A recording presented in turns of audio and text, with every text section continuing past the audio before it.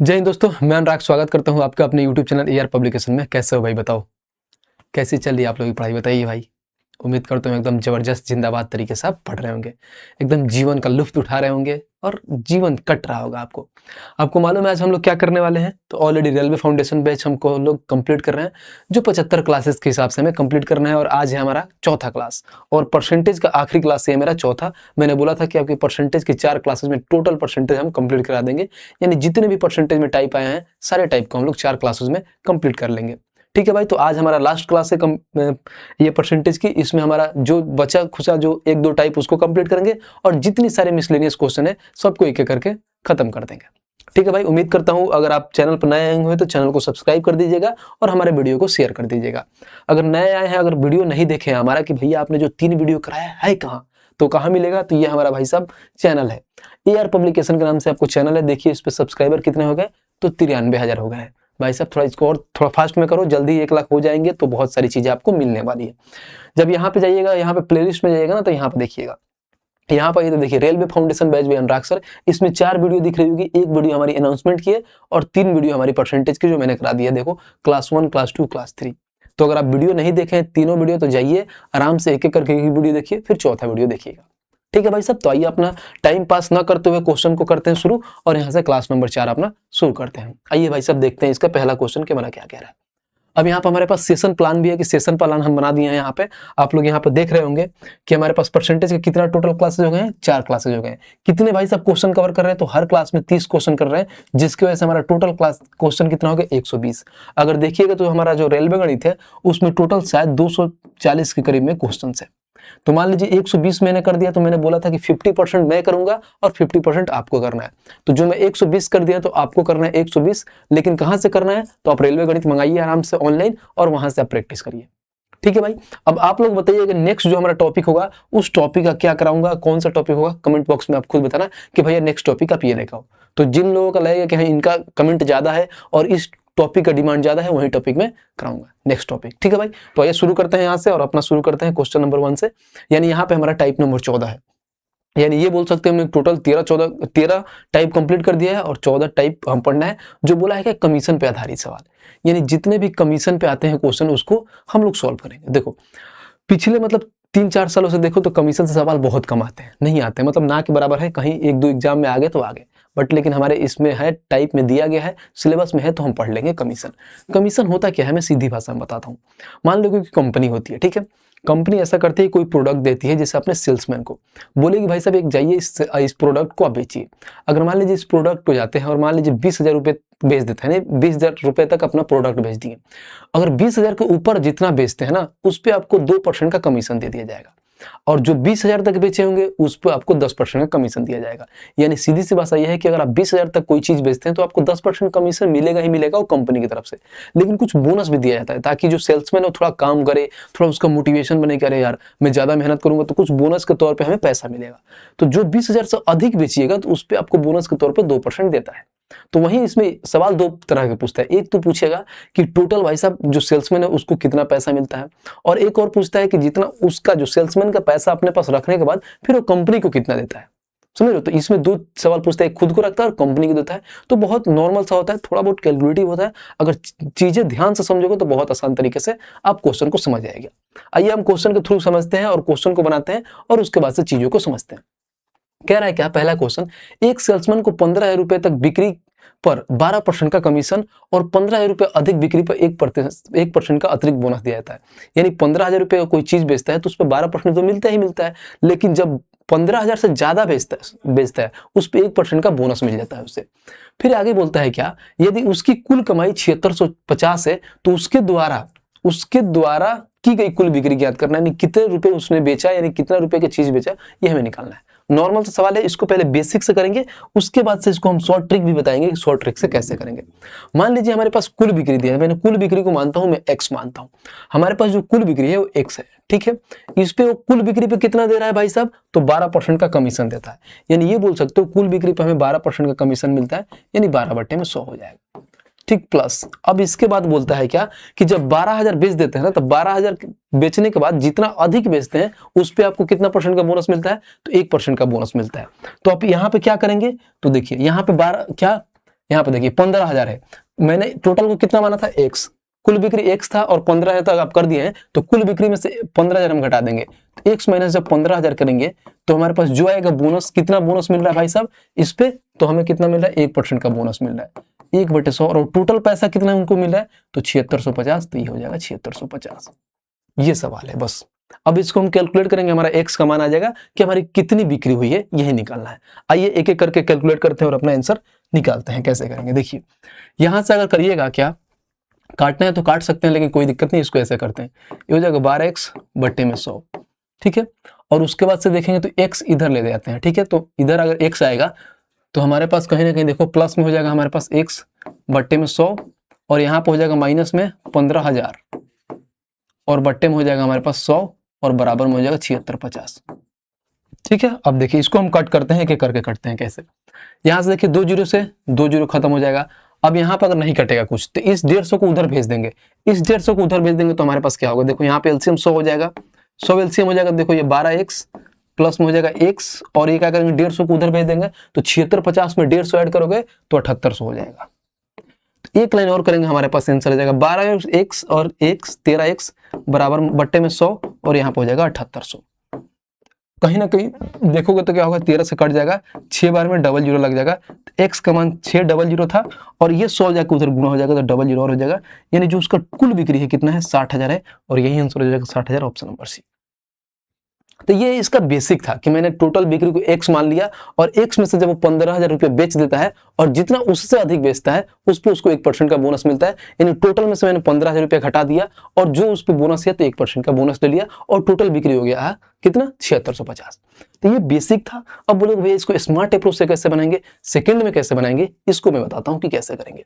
बहुत आसान से समझिएगा, बहुत प्यार से निकल जाएगा, इतना कुछ हार्ड एंड फास्ट है नहीं, बस इसको समझना है, थोड़ा लॉजिकली होता है, बस वही करना होता है, बाकी कुछ है नहीं इसमें। आइए अगर मैं समझिएगा यहाँ पे क्या कहता है, यहाँ पे इन्होंने बोला है कि 15,000 रुपया है, ठीक है।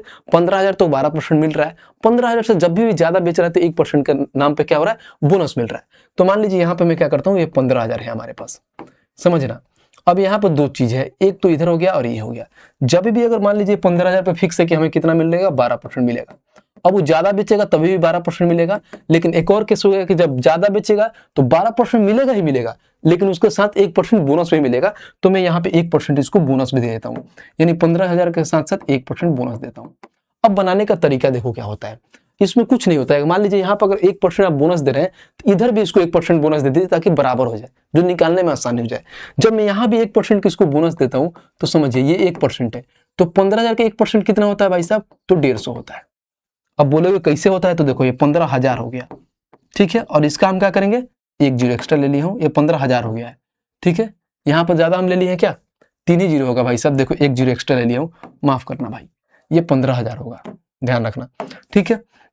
यहाँ पे क्या होगा 1/100, तो ये डबल जीरो से डबल जीरो खत्म, यानी 150 हो गया, यानी 150 रुपये ये क्या कर रहे हैं भाई साहब, ज्यादा हो रहा है। 1% जब इसको दे रहे हैं यानी 150 रुपये ज्यादा हो रहा है।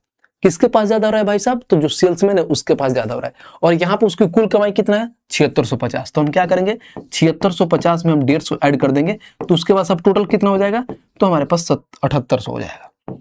अब 7800, आप बोलेगे 7800 किसका मान है भाई साहब, क्योंकि आपको मालूम ही था कि ये सारा किसका कमाई है, सेल्समैन का। पहले 12% कमा रहा था, मैंने 1% और दे दिया, यानी सेल्समैन का टोटल कमाई कितना हो गया 13%। कितना कमा रहा है 13%, लेकिन पैसे में कितना कमा रहा है तो 7800 रुपया। तो आप ये बोल सकते हो का सीधी सी भाषा में कि जो हमारा ये है 7800 रुपया कितने मान का है, 13% का मान है, और हमें निकालना क्या है कुल बिक्री, यानी कहें कि 100% का मान निकालना है। तो हम यहाँ पर 100 से गुणा कर देंगे, बस 13 से काटेंगे, 6 बार में डबल जीरो हो जाएगा, और यहाँ पर 60 और उसके बाद 3 जीरो लगा देंगे तो 60,000 आंसर हो जाएगा। और कहाँ है हमारा, तो ऑप्शन नंबर सी, बात खत्म। तो देखो कितना आसान सा एकदम नॉर्मल सा सवाल था। मैंने कहा किया भाई साहब कि जब यहाँ पे 1% एक्स्ट्रा मिलता है 1% इधर दे दिया, जब 1% इसको इधर दे दिया तो 15,000 का भाई साहब तो 1% उसको मिलेगा ही सेल्समैन को। तो 15,000 का जब 1% मैंने निकाला तो 150 आया, तो 150 रुपये सेल्समैन को एक्स्ट्रा मिल रहा था। पहले मिल रहा था 7650, तो फिर मैंने 7650 में 150 रुपये उसको दे दिया, तो टोटल उसको 7800 रुपये मिल गया। तो पैसे में 7800 मिल रहा था, परसेंटेज में देखा तो मैंने उसको 13% मिल रहा है, तो 13% का मान 7800, तो 100% का मान 60,000। उम्मीद करता हूँ क्वेश्चन बहुत अच्छे से समझ में आया होगा।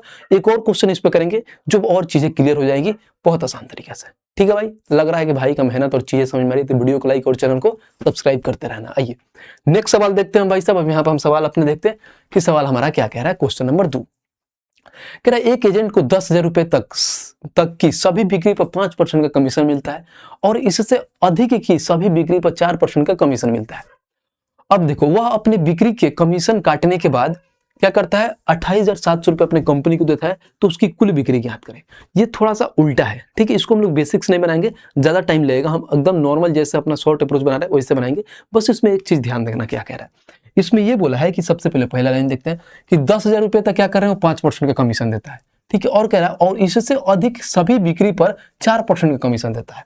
इससे अधिक यानी 10,000 से जितना अधिक बेच रहा है ना, उस पर 4% का कमीशन दे रहा है, ठीक है। और कह रहा है कि वो अपने बिक्री के कमीशन काटने के बाद 28,700 रुपए अपने कंपनी को देता है। बस यहाँ पर है कि जो 28,700 है ना, वो कंपनी को देता है, खुद को नहीं देता है, कंपनी को देता है। तो बोला है कि उसकी कुल बिक्री याद करें, यानी कहने की यानी कंपनी का कुल बिक्री कितना होगा।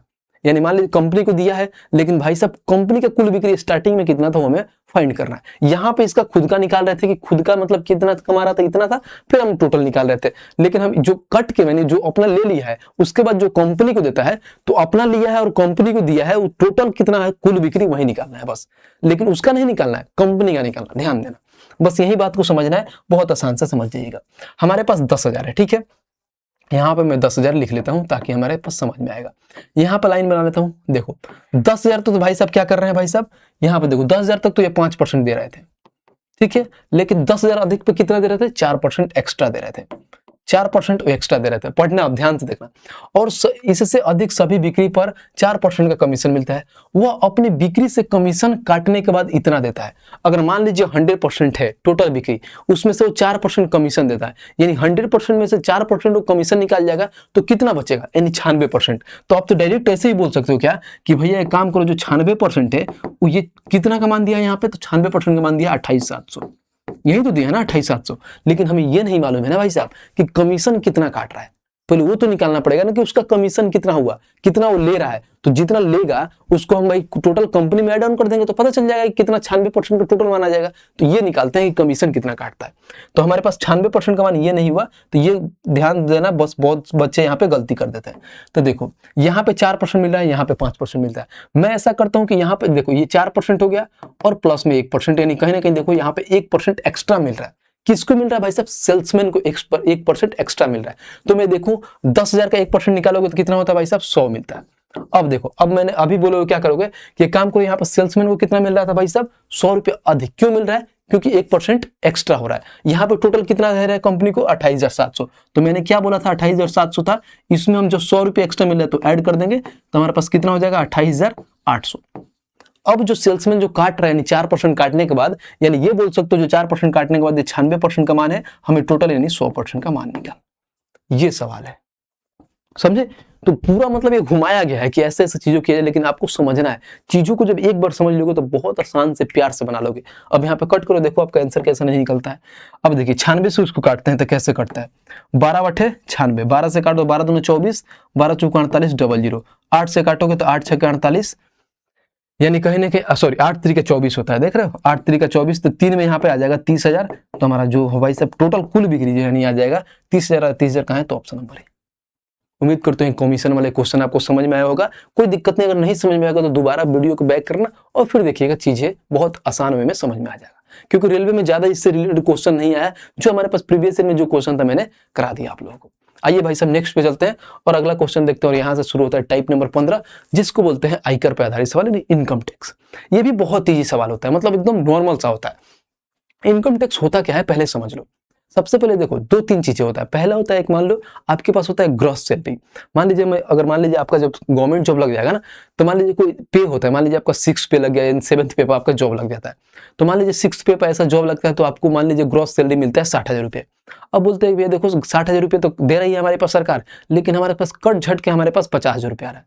यानी जो 10,000 रुपये है ना, वो कट जा रहा है कहीं ना कहीं से, यानी कहीं टैक्स के रूप में कट जाता है, कहीं आपके पास वहां पे ये कट जाता है कि चलो आप जब रिटायर हो गए तो उसको दोबारा वो दिया जाता है। मतलब ये कुछ ऐसे चीज होते हैं जो अलग अलग चीजें कटते हैं। तो समझने वाली बात है, मैं यहाँ पर समझा देता हूँ।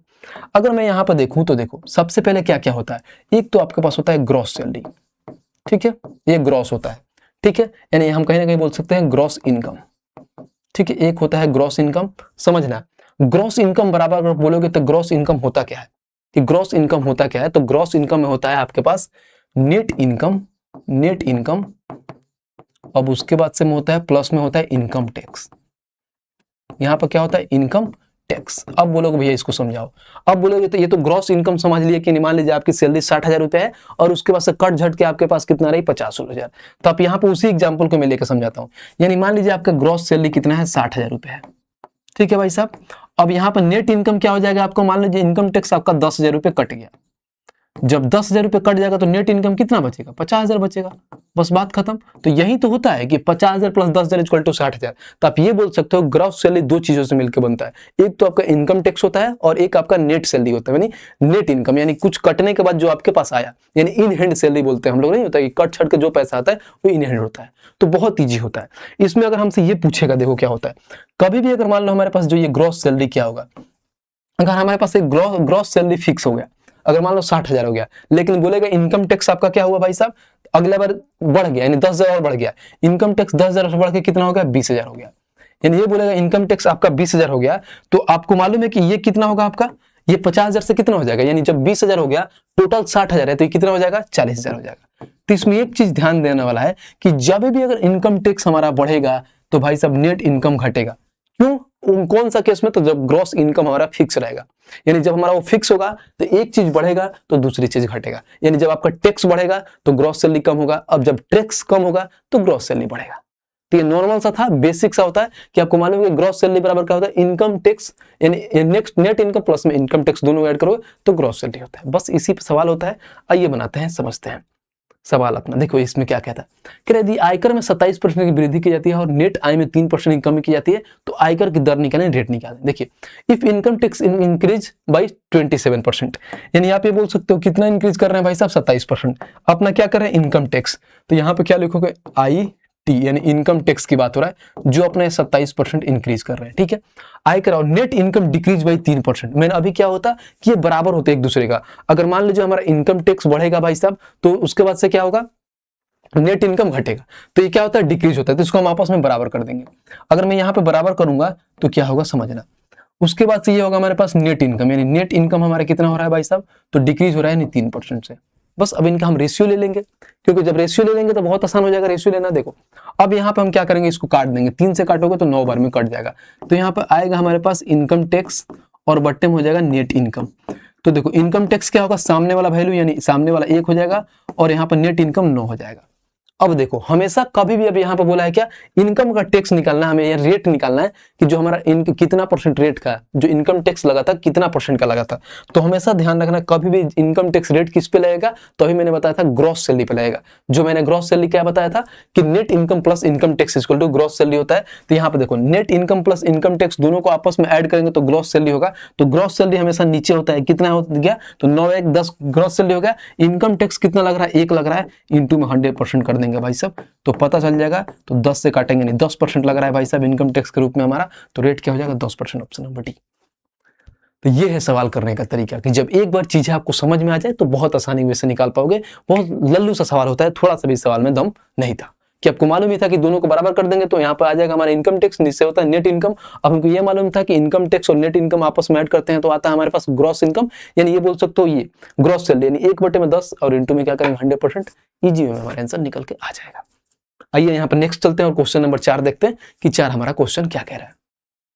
कह रहा है आयकर की दर बढ़ जाती है, परिणाम स्वरूप किसी व्यक्ति की कर देयता 12% बढ़ जाती है। जब यहाँ पे ये बोलता है कि इनकम टैक्स का रेट जब इंक्रीज होता है तो 12% जो इंक्रीज होता है तो पर्सन का जो टैक्स होता है वो भी इंक्रीज होता है। तो while the net income decrease, यानी 3% उनका नेट इनकम क्या होता है, डिक्रीज होता है। जब यहाँ पर 12% इंक्रीज होता है तो नेट इनकम 3% डिक्रीज होता है। तो what is the new income tax rate, यानी हमें ये बोला है कि न्यू इनकम टैक्स रेट बताना है कि नया क्या होगा। यहाँ पर तो यही पूछा था सिर्फ इनकम टैक्स पूछा, आय का दर बताओ, यहाँ पर नया पूछ दिया कि नया वाला क्या होता है। कोई दिक्कत नहीं, बनाते हैं, बहुत आसान है। आइए अब मैं यहाँ पे देखूं तो क्या है, हमारे पास इनकम टैक्स 12% से बढ़ रहा है, तो आईटी को हम क्या करेंगे 12% से बढ़ा देंगे, बराबर में नेट इनकम 3% कम हो रही है तो नेट इनकम हमारा 3% कम हो जाएगा। अब इन दोनों का रेशियो ले लेंगे, 3 से काटो 4 बार में, तो आपको मालूम है ये हो जाएगा आईटी बट्टे में हो जाएगा नेट इनकम।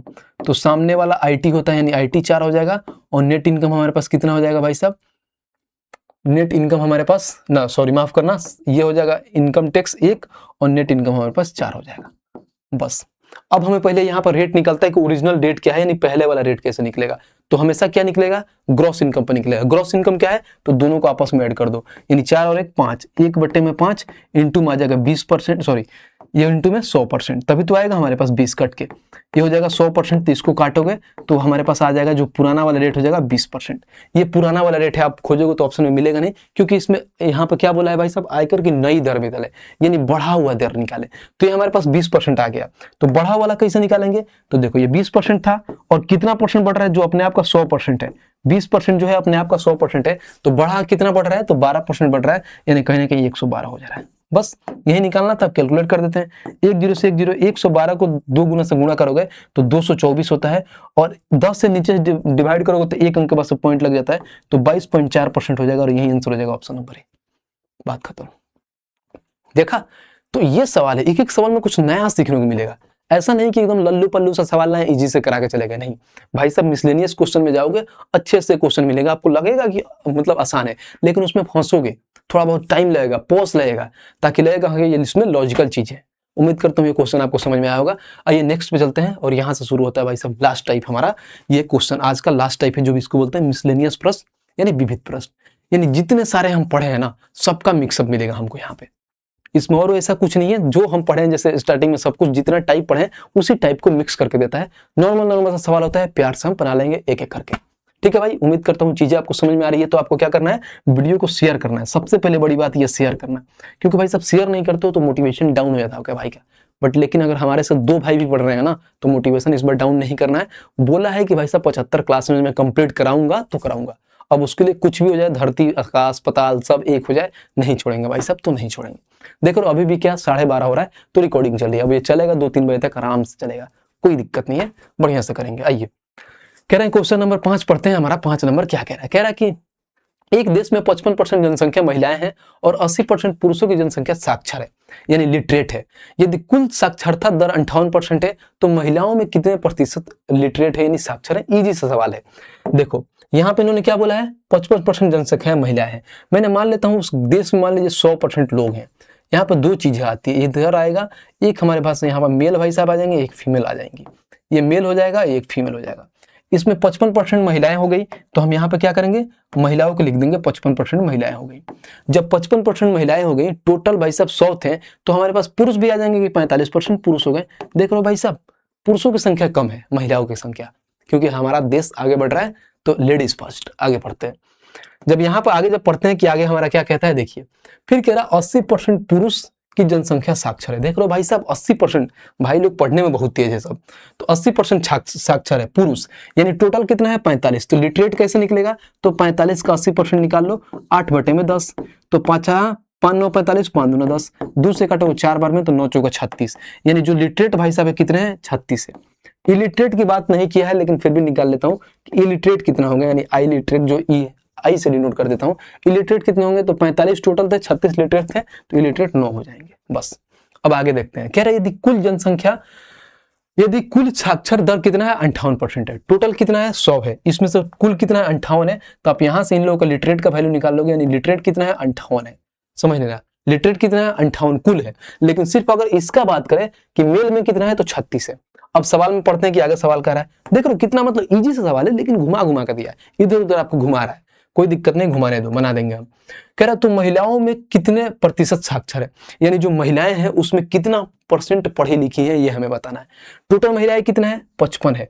यहाँ पर टोटल की बात करूं तो 58 है, और यहाँ पे 36 है लिटरेट। तो देखो महिलाएं कितने होंगी, यानी 58 में से 36 घटा दो तो हो जाएगा 2, और ये हो जाएगा 2, यानी 22 महिलाएं भाई साहब साक्षर है। लेकिन ये थोड़ी पूछा है, तो परसेंट में पूछा है कि कितना प्रतिशत है, तो निकाल लो कितना प्रतिशत है। तो बहुत ईजी में निकाल पाओगे कि 22 पढ़ी लिखी हैं, कितने में है भाई साहब, तो 55 में, इंटू में 100% कर देंगे, बस बात खत्म। अब यहाँ पर कैलकुलेट करिए, 11 से 2 बार में, 11 से 5 बार में, 5 से 20 बार में, और 20 का 2 गुना करेंगे, यानी 40% महिलाएं भाई साहब पढ़ी लिखी हैं। और कहाँ है? तो ऑप्शन नंबर बी। फिर भी यहाँ पे हमारे जो मेन भाई लोग जीत गए, क्योंकि ये लोग संख्या में कम थे लेकिन पढ़े लिखे ज्यादा थे। लेकिन ये लोग क्या थी? संख्या में ज्यादा थी, पढ़े लिखे कम थी। हम लोग 80% पढ़े लिखे थे, ये लोग 40% ही है, हमारे 50%। कोई बात नहीं, यहाँ पे हमारा मेंस भाई साहब आगे रहे। आइए नेक्स्ट क्वेश्चन देखते हो। क्वेश्चन नंबर 6 देखते हैं कि हमारा क्या कह रहा है। कह रहा उमेश ने रुचि से 250 चॉकलेट में से 100 चॉकलेट ली। यानी उमेश भाई साहब हैं, रुचि हैं जी, उन्होंने क्या करती हैं? 100 चॉकलेट उनको देती हैं। फिर कह रहा उमेश ने अपनी चॉकलेट का 20% सालका को दिया और अपनी चॉकलेट का 35% मेरी को दिया। देख लो भाई साहब, हम लड़के होते हैं ना, हम नहीं होते, मतलब कुछ ऐसे लोग होते हैं जो धोखा दे देते हैं। बेचारी रुचि क्या है, 250 चॉकलेट है इसके पास, उसके बाद से कितना प्यार से क्या करते हैं कि 100 चॉकलेट उमेश भाई को देती है। लेकिन वो क्या करते हैं? 20% सालका को देते हैं और 35% मेरी को देते हैं। एक ऊपर से प्यार कर रही है, इधर उधर बांट रहे हैं, कोई दिक्कत नहीं, बनाते हैं हम लोग। रुचि के पास 250 था। अब यहाँ पे आते हैं हमारे पास उमेश भाई साहब, कोई दिक्कत नहीं है।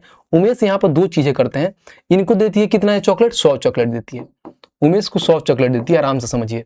उसके बाद से कह रहे हैं क्या कि अपनी चॉकलेट का 20% सालका को दिया और अपनी चॉकलेट का 35% मैरी को दिया। यानी इनके जीवन में 2 लड़कियां आती हैं, एक का नाम है सालका और दूसरे का नाम है मैरी। ये सालका हो गई और मैरी हो गई। इसको 20% देते हैं, 100 का 20%, 20 को सालका को दे दिए और 35% मैरी को दे दिए। अब इनके पास कितना बचा? लेफ्ट में देखूं तो 35 और 20 कितना होता है? 55। तो उमेश भाई को जो लेफ्ट में बचा यानी 45 इनके पास अभी भी बचा है। ठीक है, यहां तक निकाल लिए और आगे पढ़ लेते हैं क्वेश्चन में आगे क्या कह रहा है, पढ़ते हैं भाई। देखो फिर आगे इन्होंने ये बोला है कि रुचि, फिर देखो फिर आती है रुचि। रुचि ने अपने बची हुई चॉकलेट का 50% उमेश को दे दिया। यानी फिर भी वो नहीं मान रही, कह रही कोई बात नहीं, तुम दूसरे लोगों को बांटो, लेकिन मेरा दिल है जो ना तुम्हारे प्रति धड़कता है, वो तुम्हें भी दूंगी और किसी को नहीं देने वाली है। चॉकलेट भाई साहब इसको देगी, लेकिन ये भाई साहब क्या कर रहे हैं? बांट रहे हैं, लोगों को दे रहे हैं, कोई दिक्कत नहीं। तो बोला कि अंत में उमेश के पास कितनी चॉकलेट थी? तो अंत में कितना है? अब देखो यहाँ पे 250 था, 100 को दे दी थी, तो 250 में 100 को दे दी तो बचेगा कितना? इसके पास 150 था। अब इसका 150 का 50% फिर दोबारा दे देती है उमेश भाई को। तो उमेश भाई के पास ऑलरेडी 45 था, अब इसका 150 का 50% दे देती है। तो 150 का 50% क्या होता है? तो आधा, यानी 75 को दे देती है फिर दोबारा, यानी 75 को दे देती है। अब इनके पास कितना हुआ? 5 5 10 हाथ में 1, 7 4 11 1 12। तो अब इनके पास टोटल चॉकलेट कितना हुआ? 120। और यही पूछा है कि कितना चॉकलेट? 120, option number C. देखा, घुमाया फिराया क्वेश्चन है, नॉर्मल सा है, कोई भी बना लेगा। जिसको परसेंटेज नहीं भी आता है वो भी बना लेगा कि ऐसे ऐसे पढ़ा गया है, बस बेसिक सा चीजें लिखते जाना है और आंसर लेके आना है कुछ इसमें टफ कार्य? बताना जरा, कुछ टफ नहीं है, नॉर्मल सा सवाल था। आइए नेक्स्ट पे चलते हैं और क्वेश्चन नंबर 7 देखते हैं कि साथ हमारा क्या कह रहा है। कह रहा है कि पिछले वर्ष एक स्कूल में 6 से 10 लड़के थे। ठीक है भाई, लड़के हैं। इस वर्ष उनकी संख्या 20% कम हो गई। ऐसे भी लड़के हर साल छोड़ के चले जाते हैं, ज्यादा दिन नहीं पढ़ते, वो अलग अलग स्कूल चेंज करते रहते हैं। कह रहा है यदि इस वर्ष स्कूल में लड़कियों की संख्या लड़कों की कुल संख्या के 175 है तो स्कूल में कितनी लड़कियां थी? इजी सवाल है, नॉर्मल सा सवाल है। अब देखिए मैं अगर यहाँ पे बनाने जाऊं तो देखो हमारे पास ये है प्रीवियस ईयर और अभी हमारे पास प्रेजेंट में। प्रीवियस ईयर में कितना थे? 610। 610 का मतलब आप क्या समझते हैं? 610 जो अपने आप का 100% का मान है, हमें 80% का मान निकालना है क्योंकि 20% कम हो जा रहे हैं। देखो यहाँ से क्या होगा? 2 जीरो से 2 जीरो खा जाएगा, 8 8 6 48, यानी प्रेजेंट में कितना है? 8 488। बस अब ये वाला लाइन पढ़ना है और हमारा आंसर निकल जाना है इजी वे में। देखो यदि इस वर्ष स्कूल में लड़कियों की संख्या लड़कों की कुल संख्या का 175% है तो हमें क्या बताना है? तो स्कूल में कितनी लड़कियां थी, बात खत्म। ये कितना है? 488। अब इसी का तो बोला है 175% थी लड़कियां। जो देखो ये अपने आप का 100% था और 175% का मान निकाल देना है, बस काट दीजिए, आंसर आ जाएगा। 25 से 7 बार में, 25 से 4 बार में, 4 से 4 एकम 4, 4 दूना 8, 4 दूना 8। देखो 7 दूना 14 हाथ में 1, 7 दूना 14 15 हाथ में 1, 7 एकम 7 और 1 854। यानी स्कूल में कितनी लड़कियां थी? तो 854, ऑप्शन नंबर ए। बात खत्म। यानी स्कूल में लड़कियां ज्यादा होती है हमेशा, ठीक है, और लड़के कम होते हैं। भाई साहब देखो ये 488 है और देखो ये कितने हैं? 854। यानी कहीं ना कहीं 175 यानी 75% लड़कियां ज्यादा थी उस स्कूल में। ठीक है भाई, उम्मीद करते हैं क्वेश्चन समझ में आया होगा। आइए नेक्स्ट क्वेश्चन देखते हैं और क्वेश्चन नंबर 8 पढ़ते हैं कि क्या कह रहा है। कह रहा है एक कस्बे में वर्तमान जनसंख्या इतना है तथा जो प्रतिवर्ष 25% की दर से बढ़ रही है। 3 वर्ष पूर्व और 2 वर्ष पूर्व की जनसंख्या में अंतर ज्ञात करो। देखो भाई साहब मैं सीधी सी बात बताऊं, मैं इतना तामझाम नहीं करूंगा जो बहुत लोग इसको एक्स मान के इसका क्यूब करके फिर स्क्वायर करके निकालते हैं। एकदम सीधी से बताओ। देखो 1 सेकंड का तरीका बताता हूं, बाकी इसका बेसिक भी बता दूंगा, आपको समझ में आएगा। ध्यान रखना इसमें क्या बोला है। देखो ऐसा कोई नहीं बताया होगा जो मैं ये तरीका बताऊंगा, लिख के लेना, पूरे यूट्यूब पर खोजना, ऐसा कोई बताया होगा। तो कह रहा है क्या कि 25% की दर से बढ़ रहा है। अब कह रहा है 3 वर्ष और 2 वर्ष पूर्व की जनसंख्या का अंतर बताना है। यानी कहीं ना कहीं आप क्या कहना चाह रहे हैं, कहना यही चाह रहे हैं कि समझो यहाँ पे पहला वर्ष होगा, समझो यहाँ पे दूसरा होगा, यहाँ पर तीसरा होगा। समझो तीसरा में अगर 25% बढ़ रहा है तो यहाँ भी 25% बढ़ रहा है, यहाँ भी 25% बढ़ रहा है, यानी हर साल वो 25% बढ़ते जा रहा है, यही बढ़ रहा है ना 25%। तो हम इसका अंतर बोला है, यानी कहीं ना कहीं ये बोल सकते हो कि 3 और 2 साल के अंतर के बीच में देखोगे तो इसमें भी 25% बढ़ेगा। अब 25% बढ़ेगा का मतलब क्या, 25% का फ्रैक्शन वैल्यू कितना होता है 1/4, यानी 4 था तो कितना हो जाएगा 5 हो जाएगा। यानी मान लीजिए अभी 4 था तो 25% बढ़ के 5 हो गया होगा, ठीक है, 25 बढ़ के क्या हो गया 5 हो गया होगा। तो आप क्या करोगे कि 5 का हम देखेंगे 5 का मल्टीपल क्या है, तो सारे हैं, 5 का मल्टीपल देखोगे तो सारे हैं, 5 का मल्टीपल मतलब क्या है, देखो तो सारे हैं। लेकिन देखो जो मैं ट्रिक बता रहा था वो क्या था, अगर देखो अब यहाँ पर देखो अगर 3 साल की बात कर रहा है तो क्या होगा, 3 साल में कितना होता है 64, और 5 साल में कितना था 125। देखो 125 से 64 हो रहा है, 125 से 64 हो रहा है अगर 3 साल का, और दूसरे साल का मैं निकालो, अगर दूसरे साल का निकालो समझना, तब देखो अब 125 से दूसरे साल में अगर मैं फिर अगर 25% बढ़ाऊं तो 64 का 25% कितना होता है 16, तो ये हो जाएगा 80। यानी कहीं ना कहीं देखो तो कितना बढ़ रहा है हमारे पास, 64 का अगर 25% निकालते हैं 16 बढ़ेगा, और यही अंतर होगा, यहाँ 16 ही हमारा अंतर होगा। यानी जो भी ऑप्शन होगा ना वो 16 का मल्टीपल होगा, समझ लो, यानी जो भी ऑप्शन होगा वो 16 का मल्टीपल होगा। और 16 का मल्टीपल मतलब क्या है, यानी आखिरी का कहीं ना कहीं देखो तो दो हम क्या देखते हैं 4 डिजिट देखते हैं। 16 में क्या कहा था हमारे पास, देखो तो 16 में भाई सब आता है 4 भी आता है हमारे में, और देखो तो 4 आता है 16 में, तो 4 का मल्टीपल क्या होता है, आखिरी का 2 डिजिट 4 से कटना चाहिए। देखो ये 70 4 से कटता है, बिल्कुल नहीं, 70 कटता है, बिल्कुल नहीं। यहाँ पे देखो 20 4 से कटता है, 70 नहीं कटता है, बस खत्म, एक ही ऑप्शन, ऑप्शन नंबर बी। तो ये है बनाने का तरीका जो मैंने शॉर्टकट में तरीका बताया कि हर बार 25-25 बढ़ रहा है तो पहले 125 हो जाएगा, ये 64 हो जाएगा, फिर 64 में मैंने 16 बढ़ाऊंगा तो 80 हो जाएगा। लेकिन जो उनका डिफरेंस निकालना है यानी 16, यानी 16 का मल्टीपल होगा, 16 में 4 आता है तो 4 का मल्टीपल से हम बना लेंगे। लेकिन कोई दिक्कत नहीं, इसको जो ऐसे अगर मैं बनाता हूँ कि बेसिक और जैसे बनाएंगे तो उसको समझिए। यहाँ पे देखिए, यहाँ पे मान लीजिए हमारे पास 3 साल पहले की बात करेगा, यहाँ पे हमारे 3 ईयर हो जाएगा, थर्ड, यहाँ पे हो जाएगा सेकंड, और यहाँ पे हो जाएगा परसेंट, ध्यान रखना।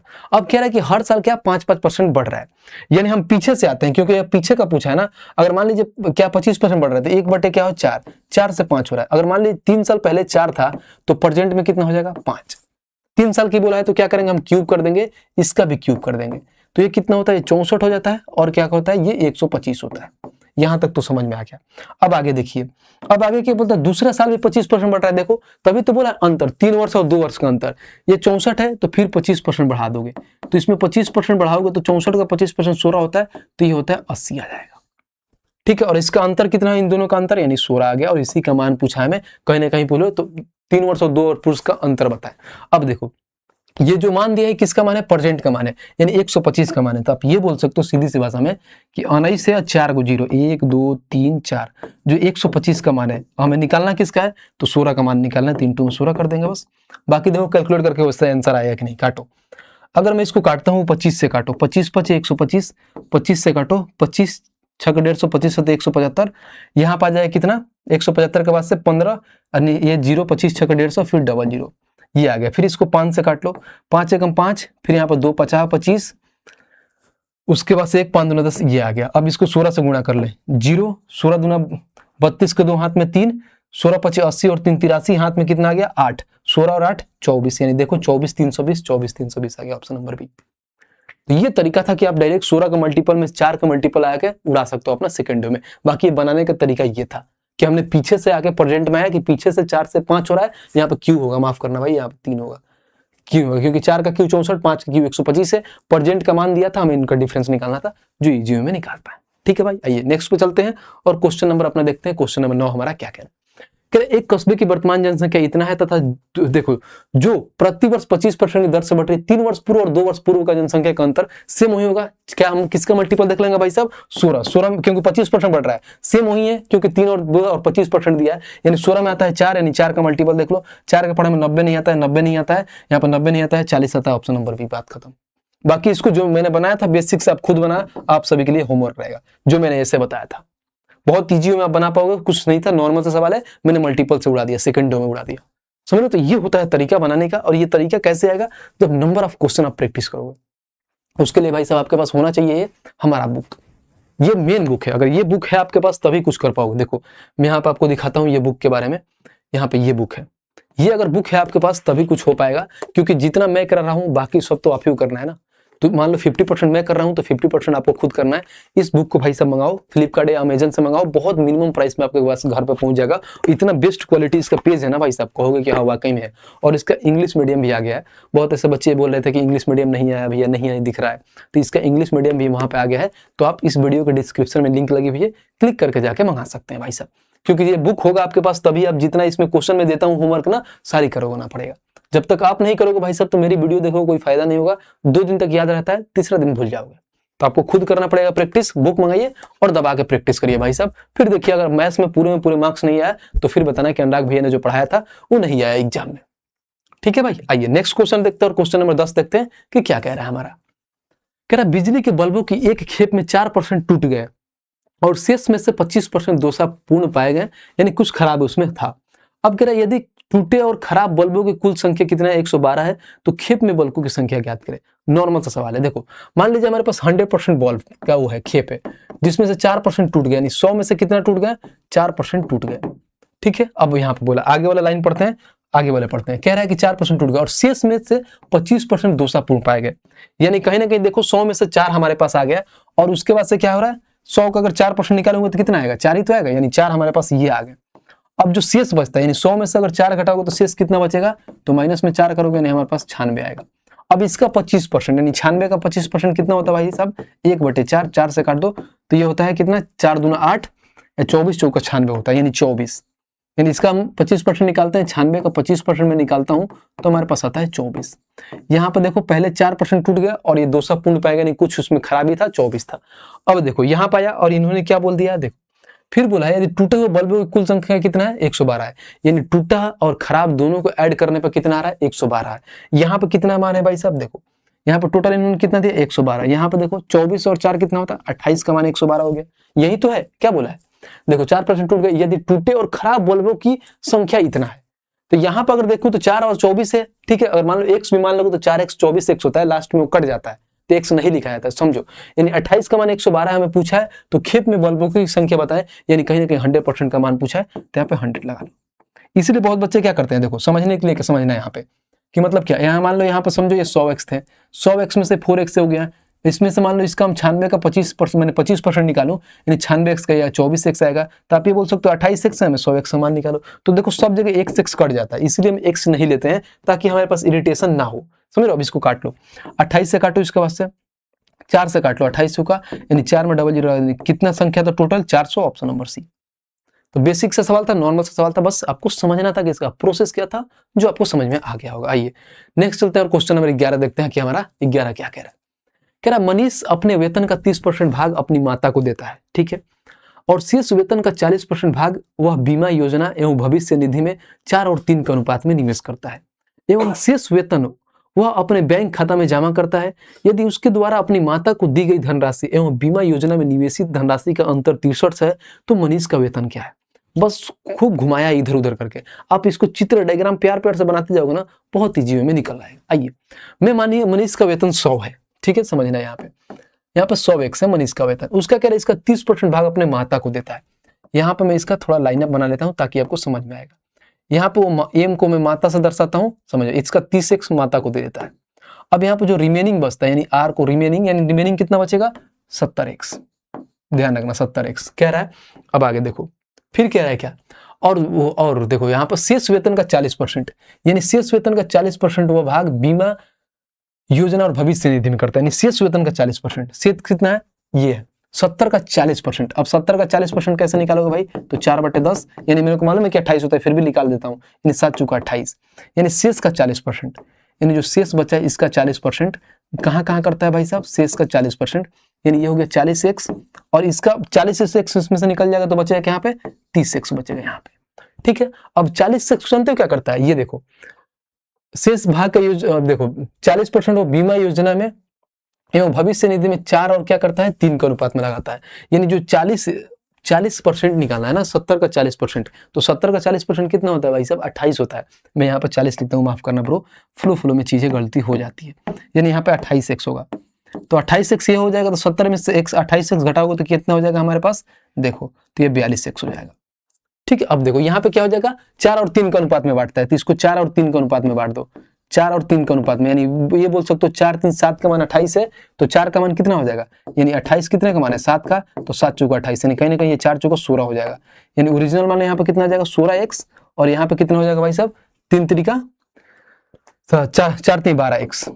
ये देखो ये हो जाएगा 16x और ये 12x हो गया। समझ रहे हो? और किस किस में बांटता है भाई साहब, तो देखो बीमा योजना और भविष्य निधि में, यानी इसको बोल सकते हो बीमा योजना और इसको भविष्य निधि में यानी फ्यूचर में बांटता है। देखो ये है प्रोसेस बनाने का, कि तुर तुर के कैसे बना। इसमें सवाल में हार्ड एंड फास्ट कोई रूल नहीं लग रहा है, कोई ऐसा नहीं कॉन्सेप्ट लग रहा है, बस बेसिक से पढ़ते जाना और निकालते जाना है। यानी हम 70 का कितना निकाले थे, यहाँ पे 40% लिख देते हैं ताकि आपको समझ में आएगा कि 28 होता है। अब आगे देखिए, अब आगे वाला लाइन पढ़ते हैं और समझते हैं कि हमारा क्वेश्चन आगे क्या कह रहा है।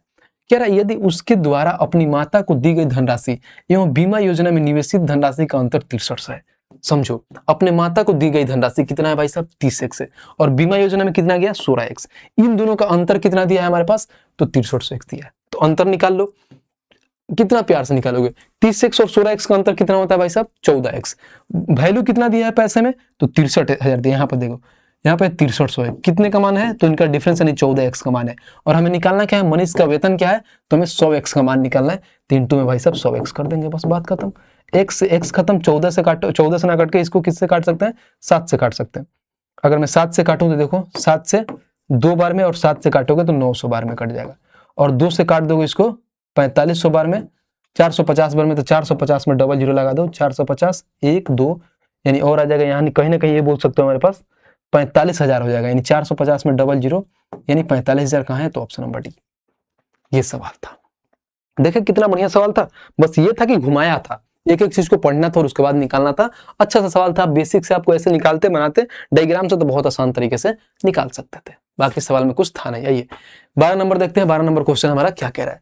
कह रहा है एक किराने की दुकान 2 अलग अलग विक्रेताओं द्वारा पैक किए गए रस की 600 बोतल खरीदी, यानी 2 दुकान अलग अलग से 600 बोतल खरीदी गई। कह रहा 20% माल पहले विक्रेता द्वारा और 80% दूसरे विक्रेता द्वारा लिया गया। एक बोतल का विक्रय मूल्य 25 रुपए है। दूसरे विक्रेता के सामान को देखने के बाद दुकानदार को पता चलता है कि 25% सामान केवल 1 दिन तक ही इस्तेमाल किया जा सकता है, तो वह माल वापस करने का फैसला करता है। उससे दूसरे विक्रेता से कितना पैसा मिलेगा। देखो इसमें 2 लोग हैं, 1 और 2, लेकिन एट द एंड लास्ट में जो आ रहा है ना, सिर्फ दूसरे का बात किया। जब दूसरे का बात किया तो मैं पहले को लेके चलना ही नहीं। जब मैंने क्वेश्चन पढ़ा तो मेरे को ये आइडिया लग गया कि भाई साहब पहले को निगलेक्ट कर दो, कोई इशू नहीं है। इसमें दूसरे भाई साहब पे ही बात किया है कि दूसरे का स्टार्टिंग से आके दूसरे का ही पूछ दिया। तो आइए एक बार पढ़ते हैं और चीजों को और एक एक चीज करके समझते हैं। यहाँ पे कितना है, रस की बोतल 600 बोतल है। अब आगे यहाँ पे ये बोला है, देखिए कह रहा 20 बोतल पहले विक्रेता से हमें जरूरत नहीं है। दूसरे को देखते हैं, 80% दूसरे विक्रेता द्वारा लिया जाता है, यानी 600 बोतल में से 80% दूसरे विक्रेता द्वारा लिया जाता है। यानी जब 600 का मैं 80% निकालता हूँ, यानी 8/10 होता है, 1 0 से 1 यानी 480 बोतल। यानी जो दूसरे विक्रेता है कितना बोतल लिया, 480 बोतल। इतना तक हमें समझ में आ गया। आइए नेक्स्ट पे देखते हैं कि नेक्स्ट आगे लाइन हमारा क्या बोलता है। फिर बोला है एक बोतल का विक्रय मूल्य क्या हमारे पास 25 रुपए है।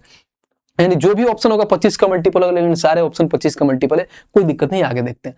फिर कह रहा दूसरे विक्रेता के सामान को देखने के बाद दुकानदार को पता चलता है कि 25% सामान केवल 1 दिन तक ही इस्तेमाल किया जा सकता है, वह माल वापस करने का फैसला करता है।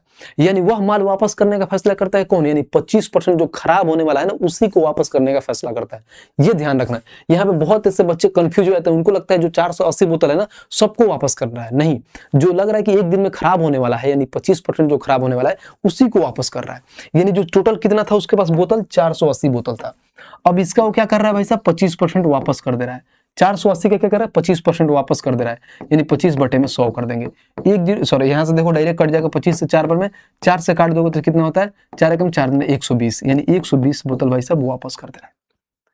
ठीक है, फिर वो कह रहा है क्या, तो उससे फिर कह रहा तो उससे दूसरे विक्रेता से कितना पैसा मिलेगा। यानी 120 बोतल का तो भाई साहब वापस कर रहा है, तो उसका फिर उससे पैसा वापस ले लेगा 120 का, तो कितना मिलेगा भाई साहब, तो देखो 120 है और एक बोतल का दाम कितना है भाई साहब 25 रुपया। तो 120 में 25 से गुणा कर देंगे, देखो 0 25 दूना 50 के 0 हाथ में 5, 25 और 5 कितना होता है 3000, और ये आंसर हो जाएगा ऑप्शन नंबर सी, यानी 3000 रुपये मिलेगा। ये था सवाल। देख लो, मतलब सवाल वाकई में था कि सवाल था, बस ये था लॉजिकली था, घुमाया था सवाल को कि ऐसे ऐसे चीजों को किया जाता है। बहुत ऐसे बच्चे कंफ्यूज जाते हैं और पहले का 20% निकालते हैं, ऐसे करते हैं, फिर उसमें ज्यादा टाइम लग जाता है। लेकिन आपको ऐसा नहीं करना है, प्यार से समझना है और आंसर आपको निकालना है। आइए नेक्स्ट पे चलते हैं और क्वेश्चन नंबर 13 देखते हैं कि 13 हमारा क्या कह रहा है। कह रहा 50 लड़कियों और 70 लड़कों के एक कक्षा में से एक संगीत कार्यक्रम प्रायोजित किया गया है। ठीक है, किया गया है। यदि 40% लड़कियां और 50% लड़का कार्यक्रम में भाग लिया तो कक्षा का लगभग कितना प्रतिशत हिस्सा कार्यक्रम में भाग मतलब उपस्थित था। नॉर्मल सा सवाल है, बेसिक सा सवाल है। देखो यहाँ पर कितने हैं, 50 लड़कियां और 70 लड़के हैं। यानी अगर मैं बात करूं तो यहाँ पे है कितना, बॉयज और गर्ल। गर्ल हमारे पास कितनी है, 50 और बॉयज कितना है, 70।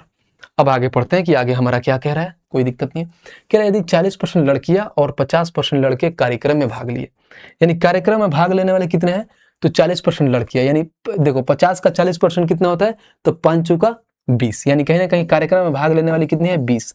और लड़के कितने हैं भाई साहब, 50 का यानी 70 का 50% यानी 35, यानी ये 35 भाग लिए और 20 भाग लिए, यानी टोटल दोनों का देखें तो कितना, 55 भाग लिए है। फिर कह रहा है तो कक्षा का लगभग कितना प्रतिशत हिस्सा कार्यक्रम में उपस्थित था। यानी देखो कार्यक्रम में उपस्थित मतलब क्या, यानी कक्षा है कुछ यहाँ पे, इसमें कुछ बच्चे हैं। अब जहां पे कार्यक्रम हो रहा है तो कार्यक्रम में कौन जाएंगे, यानी जो भाई साहब भाग लिए होंगे वहीं जाएंगे। तो कितने लोग जाएंगे, तो 35 और 20 कितना होता है, यानी 55 लोग जाएंगे कार्यक्रम में। और टोटल बच्चे हमारे पास कितना है, तो 50 और 70 120, यानी 120 में से 55 लोग जाएंगे। हमें 100% पर निकाल जाएगा कि 120 का मतलब 120 में 55% कितना है, यानी 55 जो है लड़के वो कितना परसेंट है, यही निकालना। आइए 1 0 से 1 0 खत्म। अब देखो ऊपर हो जाएगा 550 और नीचे हो जाएगा 12। अब इसको काटते हैं। अब कहने के देखो तो 12 चौका कितना होता है, 48। यहाँ पर आ जाएगा कितना, 7 70, तो 7 70 हो जाएगा। तो फिर 12 छक 72 ना, 12 पचे सॉरी 12 छक 72, तो 12 पचे 60, फिर पॉइंट उसके बाद 10 आ जाएगा, यानी 100 आ जाएगा। फिर 12 बटे 96 हो जाएगा, यानी 45.8 के करीब, यानी 45.8 के करीब, यानी 46% होगा। ऑप्शन नंबर डी यही एक हमारा है जो 45.8 के करीब में, तो 46 होगा, तो ऑप्शन नंबर डी हो जाएगा। समझ रहे, तो नॉर्मल सा सवाल था, बेसिक सा सवाल था, सवाल में कुछ दम नहीं था, बिल्कुल दम नहीं था। तो भाई सब क्या करना है, चीजें समझ में आ रही है तो वीडियो को लाइक और चैनल को सब्सक्राइब करते रहना है। लाइक के साथ साथ हमारा वीडियो क्या करना है, शेयर भी करना है। ये नहीं कि बस आराम से देखे जा रहे हैं और कुछ कर नहीं रहे हैं। ठीक है भाई, जब इतना देख रहे हो, इतना टाइम लग रहा है भाई, 1 बजने वाला है, पूरा एकदम जोरों शोर से एकदम पूरा मेहनत चल रहा है। जब आपका भाई नहीं थक रहा है तो आपको भी शेयर करने में नहीं थकना है। आइए क्वेश्चन नंबर 14 देखते हैं कि 14 हमारा क्वेश्चन क्या कह रहा है। कह रहा है हेमा ने अपने वेतन का 15% एक धर्मास्त्र में दान करने का फैसला किया।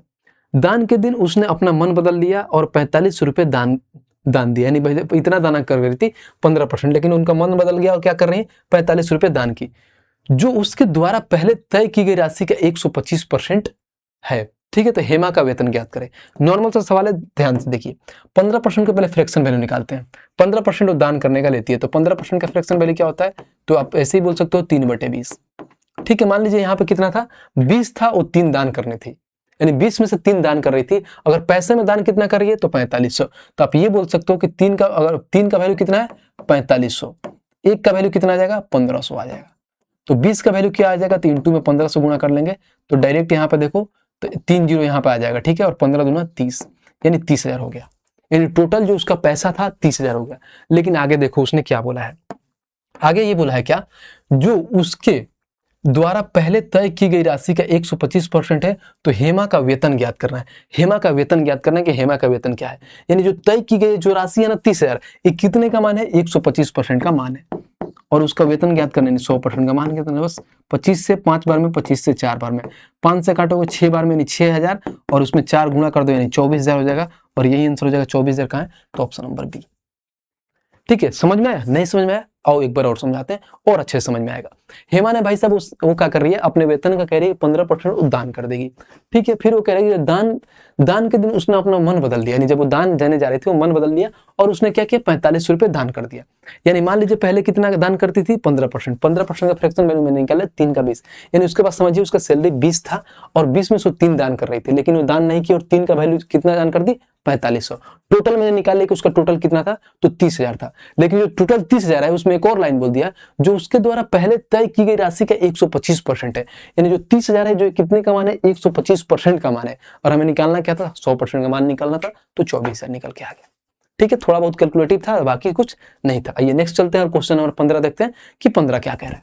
कह रहा है एक स्कूल में लड़कों और लड़कियों की संख्या का अनुपात दिया है 5 और 6। 20% लड़के और 25% लड़के छात्रवृत्ति धारक है, तो कितने छात्रों को छात्रवृत्ति नहीं मिलती है। नॉर्मल सा सवाल है, इजी सा सवाल है। कौन कौन है यहाँ पे, ये है बॉयज और ये हमारे पास गर्ल। ये हमें 5:6 है, तो इसको मैं क्या करता हूँ 500 और 600 बना लेता हूँ, कोई दिक्कत नहीं है।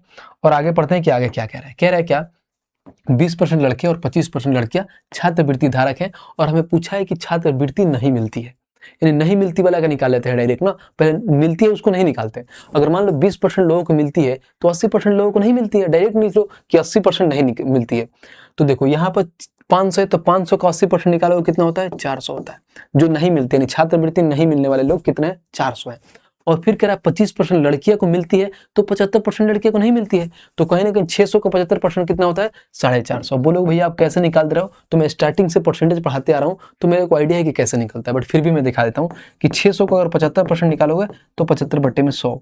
देखो यहाँ पे क्या होता है, 6 5 30 की हाथ में 3, 7 42 3 45, यानी कहीं ना कहीं 450 होता है। यानी ये इतने लोग हैं जिनको नहीं मिलती है।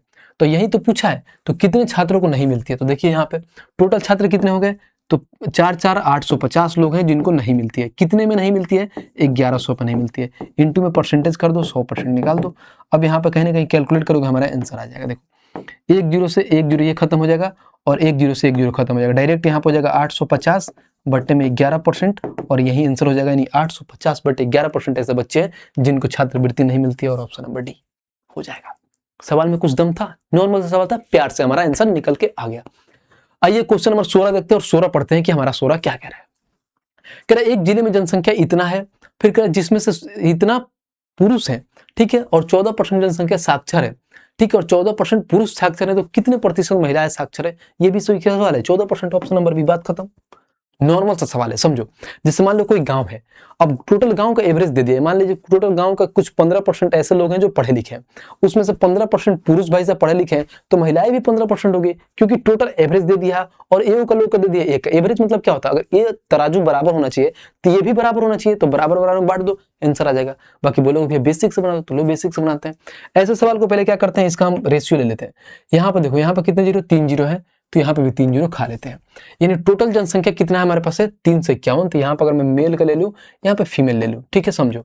यहाँ पे मेल का दे दिया है 164, यानी ये मेल कितना हो गया 164। फीमेल का क्या करेंगे, 351 में से 164 घटा दो, यानी कहीं ना कहीं ये बोल सकते हो 351 में से 164 घटाना है। 11 में से 4 गया तो 7 4 11, फिर 4 में से यानी 14 में से 6 गया 8, फिर 2 में से 1 गया 1, यानी 187 फीमेल है। बात खत्म, फीमेल का हो गया। अब कहीं ना कहीं देखो यहाँ पे इनका ये रेशियो आ गया हमारे पास। अब देखो 14% लोग साक्षर हैं, यानी कहीं ना ओवरऑल का बात करूं तो 14% साक्षर है, ठीक है। इसमें बोला 14% पुरुष साक्षर है, यानी कितना है, 14% पुरुष साक्षर है, और हमें इसका निकालना है। देखो ये 14 से कितना कम है भाई, 14 से कितना है, 0 है। तो अगर मान लो 0% इधर है 14 से, तो इधर भी 0% होगा। अब 0% में कितना है, तो डिवाइड बाई 187 करोगे, क्योंकि देखो 14 से कितना है, तो ये देखो अगर इधर कम होता है तो इधर क्या करते हैं, ज्यादा होता है, तो डायरेक्ट इसको क्या करेंगे, 87 से डिवाइड कर देंगे। तो ये बोल सकते हो 187, तो इससे खत्म हो जाएगा। लेकिन कितना ये ज्यादा हो जाएगा, फिर इसको बराबर करने के लिए तो इसको भी 14% देना पड़ेगा, तो यही हमारे पास 14% होगा, ऑप्शन नंबर बी। बात खत्म, इसको सवाल ही नहीं था, क्योंकि जब इधर 0% बढ़ रहा है तो इधर भी 0% बढ़ेगा बराबर करने के लिए। तो डिवाइड बाई टोटल को हम डिवाइड बाई इतना से करेंगे तो 0 से डिवाइड करोगे तो 0 ही आता है। बात खत्म। तो हमारे पास कितना बचा, 14%, यानी महिलाएं कितने साक्षर है हमारे पास, 14% साक्षर है। आइए नेक्स्ट पे चलते हैं भाई साहब, और क्वेश्चन नंबर 17 देखते हैं कि 17 हमारा क्या कह रहा है। कह रहा है एक गांव की जनसंख्या इतना है जिसमें से 5/9 भाग पुरुष है और शेष जनसंख्या महिलाओं की है, ठीक है, और 3/5 पुरुष विवाहित है, तो विवाहित महिलाओं का प्रतिशत निकालना है। ये बोल दिया हमसे निकालने का कि विवाहित महिलाओं का प्रतिशत। जब भी परसेंटेज की बात बोल दिया है तो हमें जो रियल वैल्यू होता है ना, इसका कोई वजूद नहीं होता है, इसका कोई वैल्यू नहीं है भाई साहब। रियल का हमें नीड ही नहीं है, हमें परसेंटेज पूछा है। तो मैं इससे क्या करता हूँ, ये 9 हो गया और 5 हो गया, इन दोनों का एक ऐसा वैल्यू ले लेता हूँ जो 9 और 5 से कटे, तो मैं 45 मान लेता हूँ। समझो ये हमारे पास 45 आ गया। अब इसमें से ये बोलता है क्या, 5/9 भाग पुरुष है, यानी यहाँ पर डायरेक्ट जाऊंगा मैं तो यहाँ पर हो जाएगा मेल और यहाँ पर फ्री हो जाएगा, यानी 45 का 5/9 भाग क्या होता है, 5/9, यानी 9 पचे 45, यानी 50 25, यानी पुरुष कितने हो जाएंगे हमारे पास, 25 हो जाएंगे। जब यहाँ पर पुरुष 25 हो जाएंगे तो 20 महिलाएं हो जाएंगी, क्योंकि टोटल 45 है। फिर आगे बोला है क्या, भाग पुरुष और शेष जनसंख्या महिलाओं की है, ठीक है। यदि 3/5 भाग पुरुष विवाहित है, यानी मैरिड कितने हैं भाई साहब, यहाँ पे मैरिड की बात करूं, मैरिड की, तो मैरिड 3/5 भाग, यानी 25 का 3/5 भाग कितना होता है, तो 50 25 5 15, यानी 15 मैरिड है। तो अनमैरिड की बात करूं तो अनमैरिड 10 है, कोई दिक्कत नहीं है। फिर आगे बोला है तो विवाहित महिलाओं का प्रतिशत निकाले। एक ही गांव की बात बोल रहा है, तो देखो जब यहाँ पे क्या होता है, ऐसा तो है नहीं भाई साहब कि जो मर्द होंगे, यानी जो वो वहां पे पुरुष होंगे, उनको किसी से शादी नहीं हुआ होगा, अगर विवाहित है मतलब क्या, उनकी कोई पत्नी होंगी तभी तो विवाहित होंगी। तो यहाँ पे 15 लोग भाई साहब मैरिड है, तो सीधी सी बात है यहाँ पे 15 महिलाएं भी मैरिड होंगी, तभी तो भाई साहब 15 लोग भी मैरिड है। यानी ये बोल सकते हो 20 में से 15 लोग मैरिड है, तो महिलाएं में कितने, मतलब महिलाएं नहीं लड़कियां कितनी होंगी, तो 5 अनमैरिड होंगी। बात खत्म। यानी 20 जब 15 पुरुष हैं तो महिलाएं भी 15 हो जाएंगी। तो बोला है कि विवाहित महिलाओं का प्रतिशत निकालना है, तो हमारे पास महिलाएं कितना थी टोटल भाई साहब 20, उसमें से कितना विवाहित थी 15, इंटू में 100% कर देंगे, बस बात खत्म। 20 से काटेंगे 5 बार में, 15 का 5 गुना करेंगे नहीं 75% आ जाएगा। यानी कितनी महिलाएं विवाहित थी 75%, ऑप्शन नंबर डी। बात खत्म, खल्लास। नॉर्मल सा सवाल था, बेसिक सा सवाल था, बस आपको समझना था कि अगर पुरुष भाई साहब इतना विवाहित है तो महिलाएं भी तो इतना विवाहित होगी। विवाहित मतलब क्या, पुरुष महिलाएं दोनों साथ साथ, ये नहीं कि सिर्फ भाई साहब इनका हो गया है, शादियां नहीं बोल रहे हम विवाहित है, कैसे विवाहित है भाई साहब, वैसे नहीं माना जाता है विवाहित। आइए क्वेश्चन नंबर 18 देखते हैं कि 18 हमारा क्या कहता है, पढ़ते हैं। कह रहा किसी दी गई आबादी में 20% आबादी अस्थमा से प्रभावित है, ठीक है, अस्थमा से, ठीक है। कह रहा जिसमें देखो, जिसमें से 90% अस्थमा के रोगी आटा मिलों में काम करते हैं, यानी सांस की दिक्कत है जिनको, क्या है 90% रोगी ऐसे हैं जो आटा मिलों में काम करते हैं। फिर कह रहा है यदि कुल जनसंख्या का 30% आटा मिलों में काम कर रहा था तो आटा मिलों में काम करने वाले लोगों की प्रतिशत क्या होगा जो अस्थमा से पीड़ित है। नॉर्मल सा सवाल है, बेसिक सा सवाल है। आइए अगर मान लीजिए हमारे पास 100% लोग हैं, 100 लोग हैं, ठीक है, उसमें से कह रहा है कि 20% क्या है आबादी जो अस्थमा से पीड़ित है, यानी जो अस्थमा से पीड़ित है उसको लिखता हूं यहाँ पे, यानी अस्थमा से जो पीड़ित है कितना है 20% लोग हैं। फिर कह रहा है क्या प्रभावित है, और कह रहा है कि 20, फिर क्या जिसमें से 90% अस्थमा रोगी आटा मिलों में काम कर रहे हैं, जो ये 20% प्रभावित है इसमें आटा मिलों में काम करने वाले कितने हैं 20 का 90%, तो 20 का 90% होता है 18, यानी 18 लोग ऐसे हैं जो अस्थमा क्या आटा मिलों में काम करते हैं। अब आगे पढ़ते हैं, फिर पढ़ते हैं, देखो फिर कह रहा है यदि कुल जनसंख्या का 30% आटा मिलों में काम कर रहा था, यानी कुल जनसंख्या कितना था हमारे पास 100 था, 100 का क्या कर रहा है 30% क्या है आटा मिलों में काम कर रहा है, तो कितना हो जाएगा टोटल, यानी 30 लोग ऐसे हैं जो आटा मिलों में काम कर रहे हैं। समझना। अब आगे कह रहा है क्या, तो आटा मिलों में, यहाँ ये वाला लाइन पढ़ो, तो कह रहा तो आटा मिलों में काम करने वाले लोगों की प्रतिशत क्या होगा जो अस्थमा से पीड़ित है, जो आटा मिल में काम कर रहे हैं उनका लोगों का प्रतिशत क्या होगा जो अस्थमा से पीड़ित है। यहाँ पे कितने लोग हैं भाई साहब 18, 30 थे यहाँ पे 18 है, तो बस कितना प्यार से आप निकाल लोगे, देखो कैसे है, 18 लोग हैं भाई साहब कितने में 30 में, इंटू में हम 100% कर देंगे, बस बात खत्म। यही तो निकालना था, 1 0 से 1 0 खत्म, 3 से काटेंगे 6 बार में, यानी 60% ऐसे लोग हैं जो भाई साहब पीड़ित हैं, और कहाँ है तो ऑप्शन नंबर ए। बात खत्म। अब आपको ये वाला लाइन समझना था, तो आटा मिलों में काम करने वाले लोगों का प्रतिशत क्या होगा, तो आटा मिल में कितना काम कर रहे हैं भाई साहब 18 लोग, तो यही तो बोला प्रतिशत का, जो अस्थमा से पीड़ित है, तो अस्थमा से कितना पीड़ित है 18 लोग हैं, टोटल आटा मिलों में कितना काम कर रहे हैं 30 लोग हैं, यानी 30 में से जो 18 लोग हैं ना जो अस्थमा से पीड़ित है, तो वहीं जो 30 से जो 30 मतलब क्या है टोटल हो जाएंगे, यानी ये बोल सकते हो 18 जो है 30 का कितना परसेंट है, तो 60%। बात खत्म। ये सवाल था, बाकी सवाल में कुछ था नहीं। नेक्स्ट सवाल देखिए, क्वेश्चन नंबर 19 देखते हैं कि 19 हमारा क्वेश्चन क्या कह रहा है। कह रहा विक्की ने परीक्षा में 80% प्रश्न सही बनाए, यानी 80-80 सही बना दिया। अगर विक्की द्वारा बनाए गए 41 प्रश्नों में से 37 प्रश्न सही हैं और बचे हुए 8 प्रश्नों में से 5 प्रश्न सही बनाए हैं, तो कुल प्रश्नों की संख्या ज्ञात करें। बहुत अच्छा सवाल है, पहले इसको बेसिक से बनाते हैं, बाकी इसको शॉर्ट तरीका भी बताएंगे कि शॉर्ट तरीका क्या होगा हमारे पास। समझना। मान लीजिए हमारे पास कुल प्रश्न कितना है, x है, x में से 80% सही बनाए हैं, 80% यानी 100 में से क्या 80/100 होता है बराबर। अब आगे वाला लाइन पढ़ते हैं कि आगे वाला कह रहा है, अगर ये देखो, अगर कह रहा है अगर विक्की ने बनाए गए 41 प्रश्नों में से सही प्रश्न मतलब 37 प्रश्न सही है, ठीक है, 37 प्रश्न सही है, यानी टोटल सही कितना है भाई साहब यहाँ पर समझिएगा, टोटल यहाँ पर 37 प्रश्न है, फिर प्लस, ठीक है, यहाँ पर जो सही है और टोटल प्रश्न कितना है भाई साहब, तो x माना, यानी टोटल जो संख्या है उसको x मानता हूं, जिसमें से क्या है 41 में से क्या कर रहे हैं 37 सही बनाए थे, तो टोटल में से मैं 41 घटा देता हूं, यानी ये बोल सकते हो समझना कि क्या है 80% तो यहाँ पर सही है, यानी जो टोटल सही है क्या वो परसेंटेज में 80% सही है उसको साइड कर दिया। अब इधर आते हैं सही वाला लिखते हैं, तो सही में क्या है, तो पहले 37 को तो सही है जो लिख लिया हूं, यानी फिर टोटल में से 41 को घटा देंगे, यानी 41 में से 37 टोटल में से 41 घटा देंगे। फिर कह रहा है प्रत्येक 8 में से 5 सही प्रश्न है, यानी यहाँ पर देखो तो टोटल कितना है 8, इसमें से प्रत्येक 5 सही है, यानी ये सही का वैल्यू आ गया, ये परसेंटेज में सही का वैल्यू आ गया। अब इसको बराबर कर देंगे, हमारा टोटल संख्या निकल के आ जाएगा। आइए कैलकुलेट करते हैं और निकालते हैं। समझिए, यहां से देखिएगा तो 20 से 4 बार में, 20 से 5 बार में, तो आप ये बोल सकते हैं यहाँ पर हो जाएगा 4x बटे में 5, यहाँ पर हो जाएगा 4x बटे में 5, और यहाँ पर बराबर में क्या हो जाएगा, यहाँ पर देखो 37 प्लस में हो जाएगा 5x बट्टे में 8 और फिर माइनस में 41 इंटू 5 यानी 41 डायरेक्ट लिख लेता हूँ ना, कोई दिक्कत नहीं है। तो देखो 5 एकम 5 और 5 चौका 20, 205 बटे में 8, ये हो गया। अब देखो मैं क्या करता हूँ, इस 5x को इधर ले ले आता हूँ, तो ये हो जाएगा 4x बट्टे में 5 माइनस में 5x बट्टे में 8 और यहाँ पर क्या हो जाएगा बराबर में 37 और यहाँ पर कुछ नहीं तो 1 ले लेता हूँ और माइनस में 205 बट्टे में 8। बस अब कैलकुलेट कर देंगे, आंसर हमारा निकल के आ जाएगा। कैलकुलेट करिए, यहाँ पर हम एलसीएम ले लेता हूँ 40, तो 5 से 8 बार में हो जाएगा, तो 8 पच्चे 8 चौका 32x, फिर माइनस में देखो 5 25x, फिर बराबर में देखो ये हो जाएगा 8, 37 का 8 गुना 8 से 56 के 6 में 5, 8 3 24 और 5 29, 296 माइनस 205। देखो इसको एक और तरीका ही बनाएंगे, समझना इसे। अब देखो 32 में से 25x घटाओगे तो 7x हो जाएगा और बट्टे में आ जाएगा 40, ठीक है। फिर बराबर में 296 में से 205 घटाओगे तो हो जाएगा 4 और फिर यहाँ पे देखो तो ये हो जाएगा हमारे पास 9, कितना 94 होगा क्या, सॉरी माफ करना, 94 नहीं होगा ब्रो, 91 होगा, ये होगा 91 और बट्टे में हो जाएगा 8।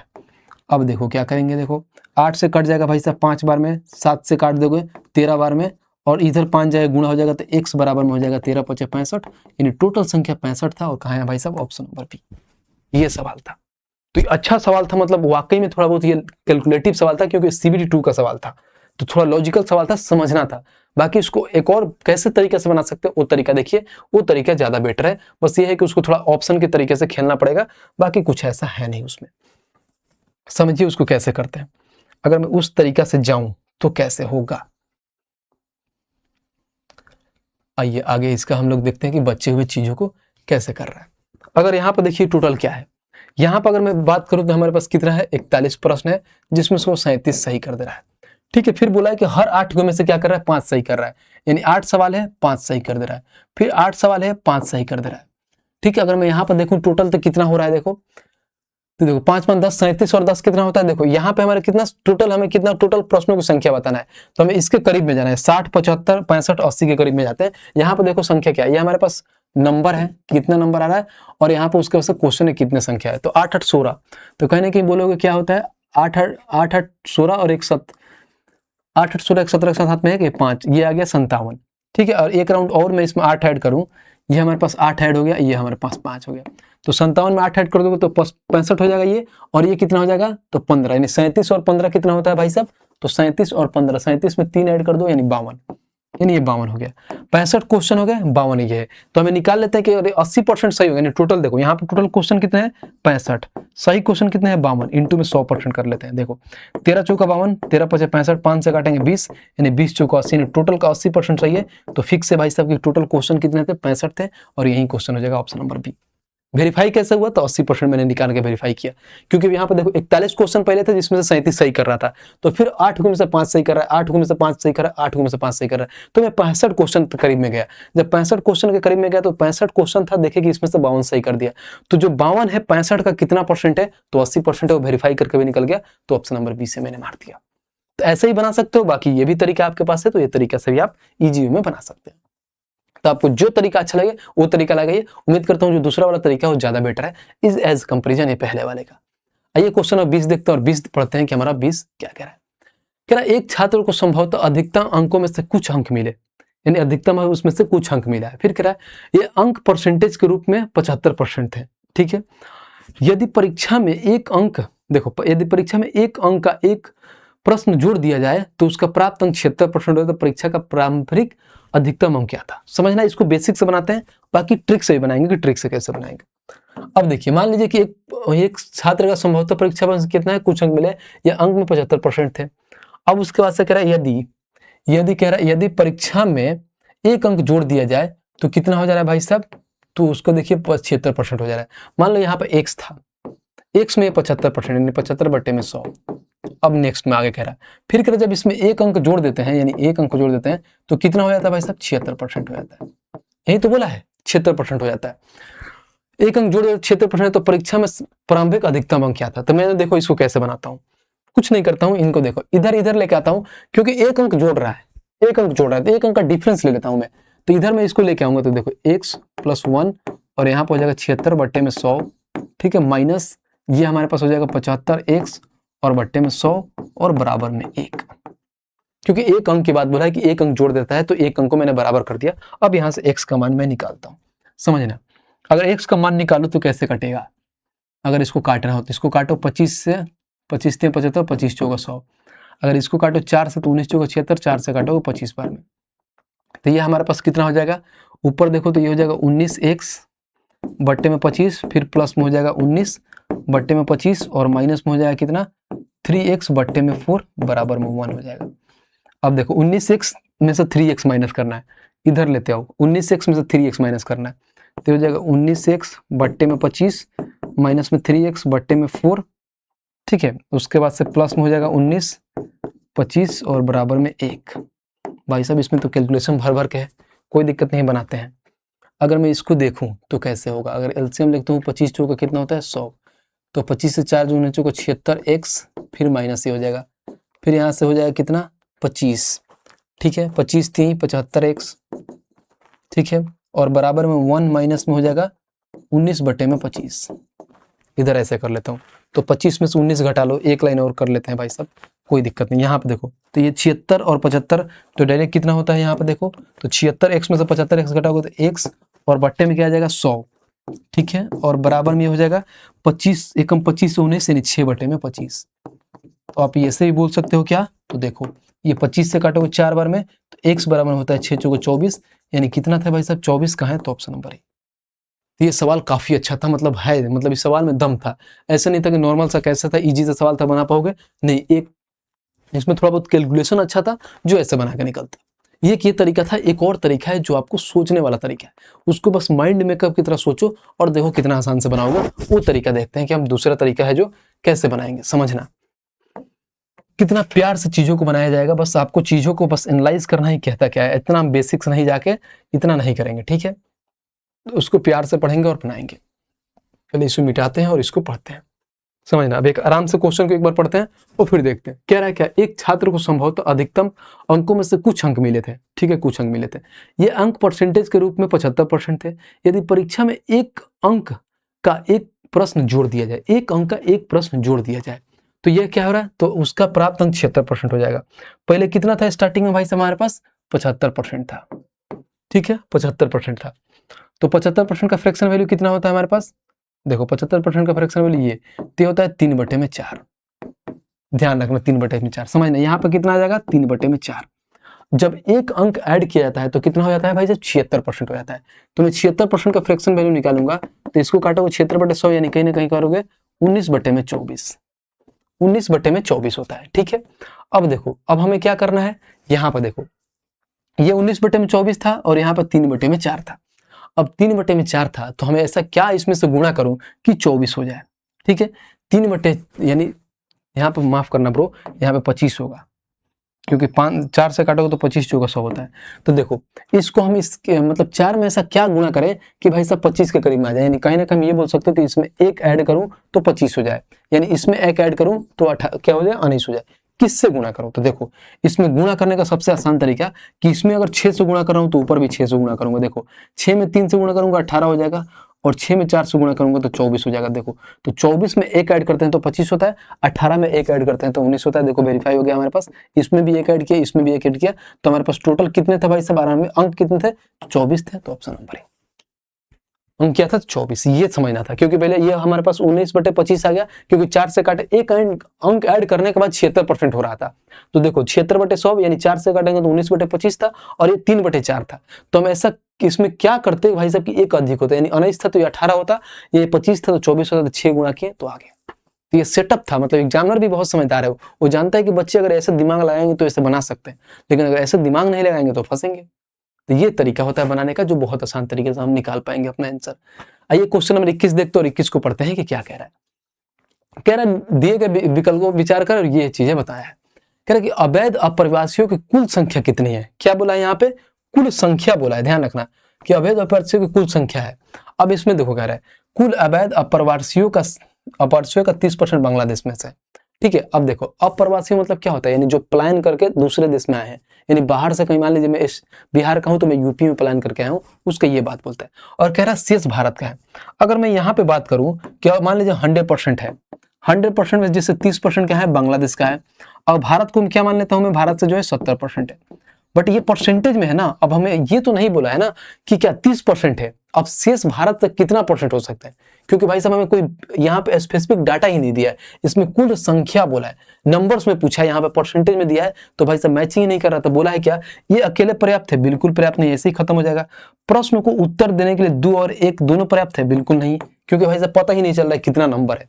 ये को पता चल रहा है कि बांग्लादेश से 30% आए, लेकिन हमें नंबर में बताना है कितना नंबर थे, कितना कुल संख्या कितना था, हमें मालूम ही नहीं था। तो हमारा आंसर क्या हो जाएगा, तो प्रश्न को उत्तर देने के लिए न तो 1 ही न तो 2 पर्याप्त है, यानी ऑप्शन नंबर सी हो गया।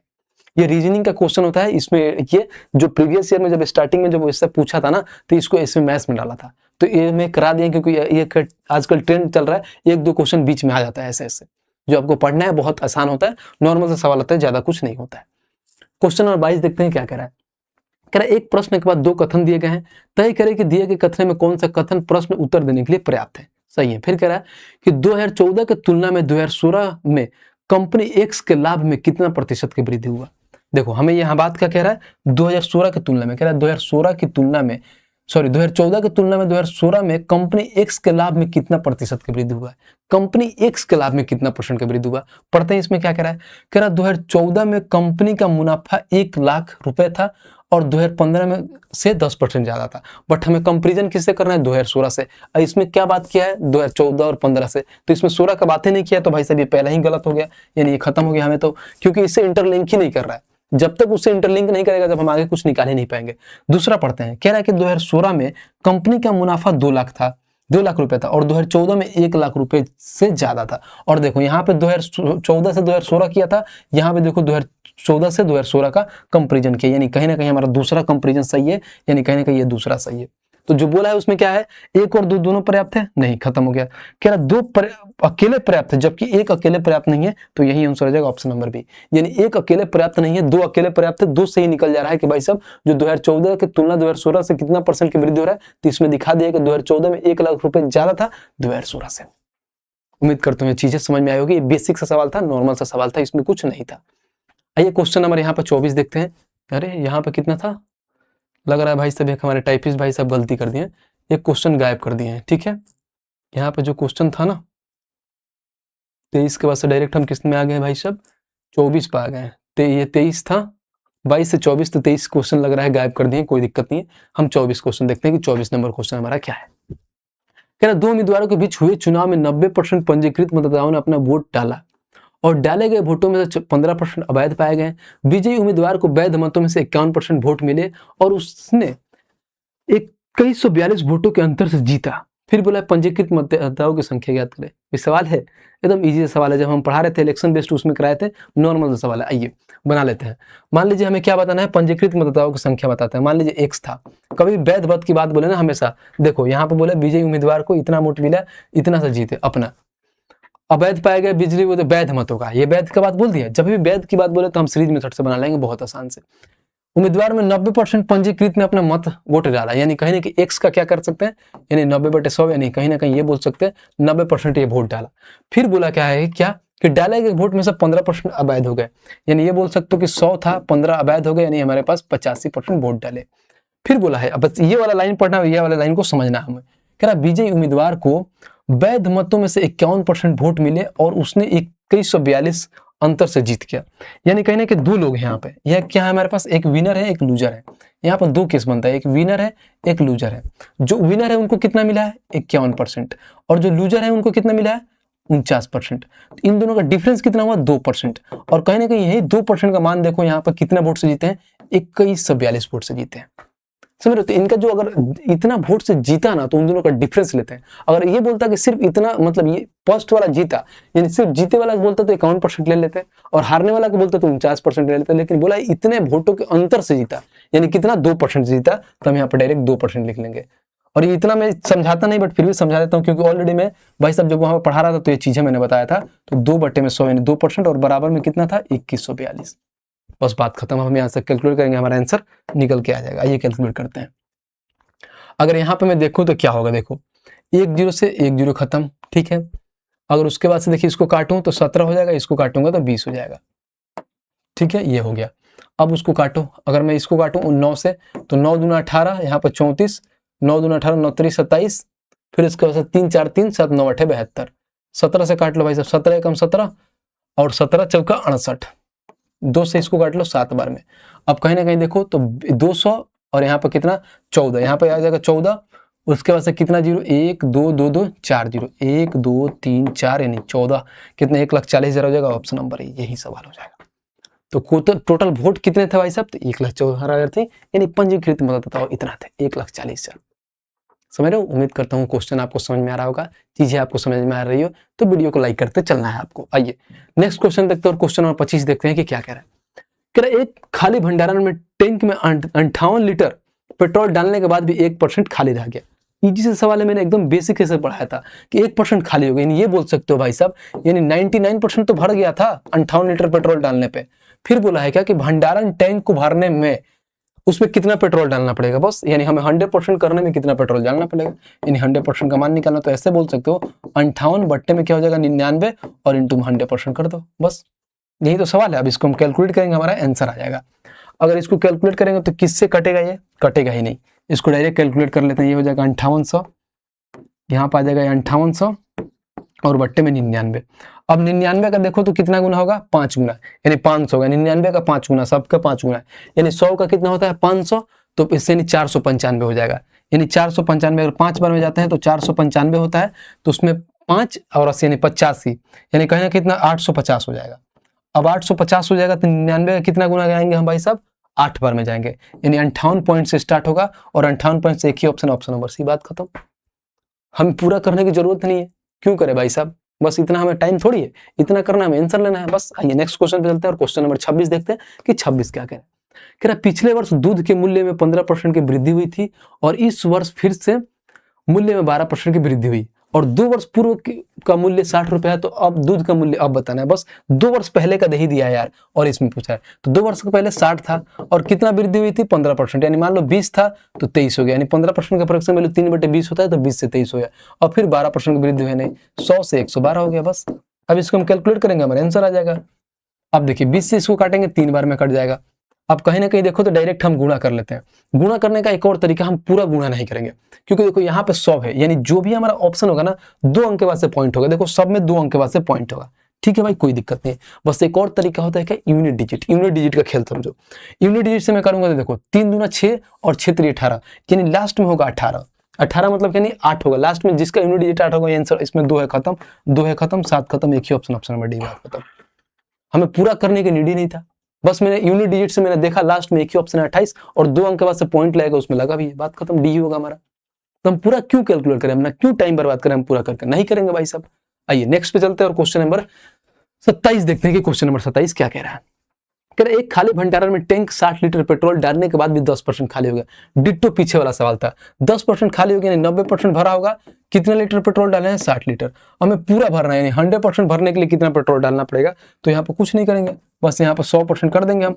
तो 100% के लिए कुछ नहीं कर, 60 बट्टे में 90 और इंटू में 100% कर देंगे। तो देखो 1 0 से 1 0 खत्म, 2 से 3 से काटेंगे 2 बार में, 3 से काटेंगे 3 बार में, यानी 200 बट्टे में 3 होता है और 200 बट्टे 3 होता है 60.66%, यानी यही बोल सकते 60.67%, ऑप्शन नंबर डी, बात खत्म। तो नॉर्मल सा सवाल था, बेसिक सा सवाल था, कुछ सवाल में दम नहीं था। आइए 28 नंबर क्वेश्चन देखते हैं और क्वेश्चन नंबर 28 हमारा क्या कहता है, पढ़ते हैं। एक फर्नीचर सेट का मूल्य 5 वर्ष कम हो जाता है। यदि फर्नीचर का वर्तमान मूल्य इतना है तो 2 वर्ष बाद इसका मूल्य क्या होगा, यानी वर्तमान में इतना है 2 वर्ष का बाद बताना है।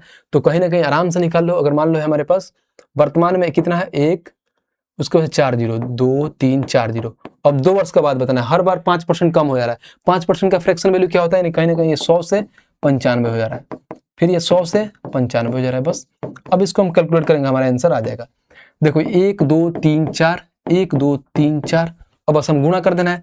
पहले देखो अब यहाँ पर अगर मैं गुणा करूँ तो 50 25, देखो यहाँ पर हो जाएगा 12 और यहाँ पर हो जाएगा 95 इंटू में 95, ठीक है। एक तो ऐसे होगा कि पूरा गुणा करना पड़ेगा कि 95 इंटू 95, बाकी हम यहाँ पर यूनिट डिजिट लगा सकते हैं, क्या लगा सकते हैं, यूनिट डिजिट का खेल लगाते हैं। देखिए सबका यूनिट डिजिट चेंज करते हैं, 8 1 9 खत्म हो जाएगा, यहाँ पर 3 बचेगा, यहाँ पर 2 बचेगा, यहाँ पर देखो 8 और 1 9 बचेगा, यहाँ पर 9 खत्म यानी भी 6 बचेगा।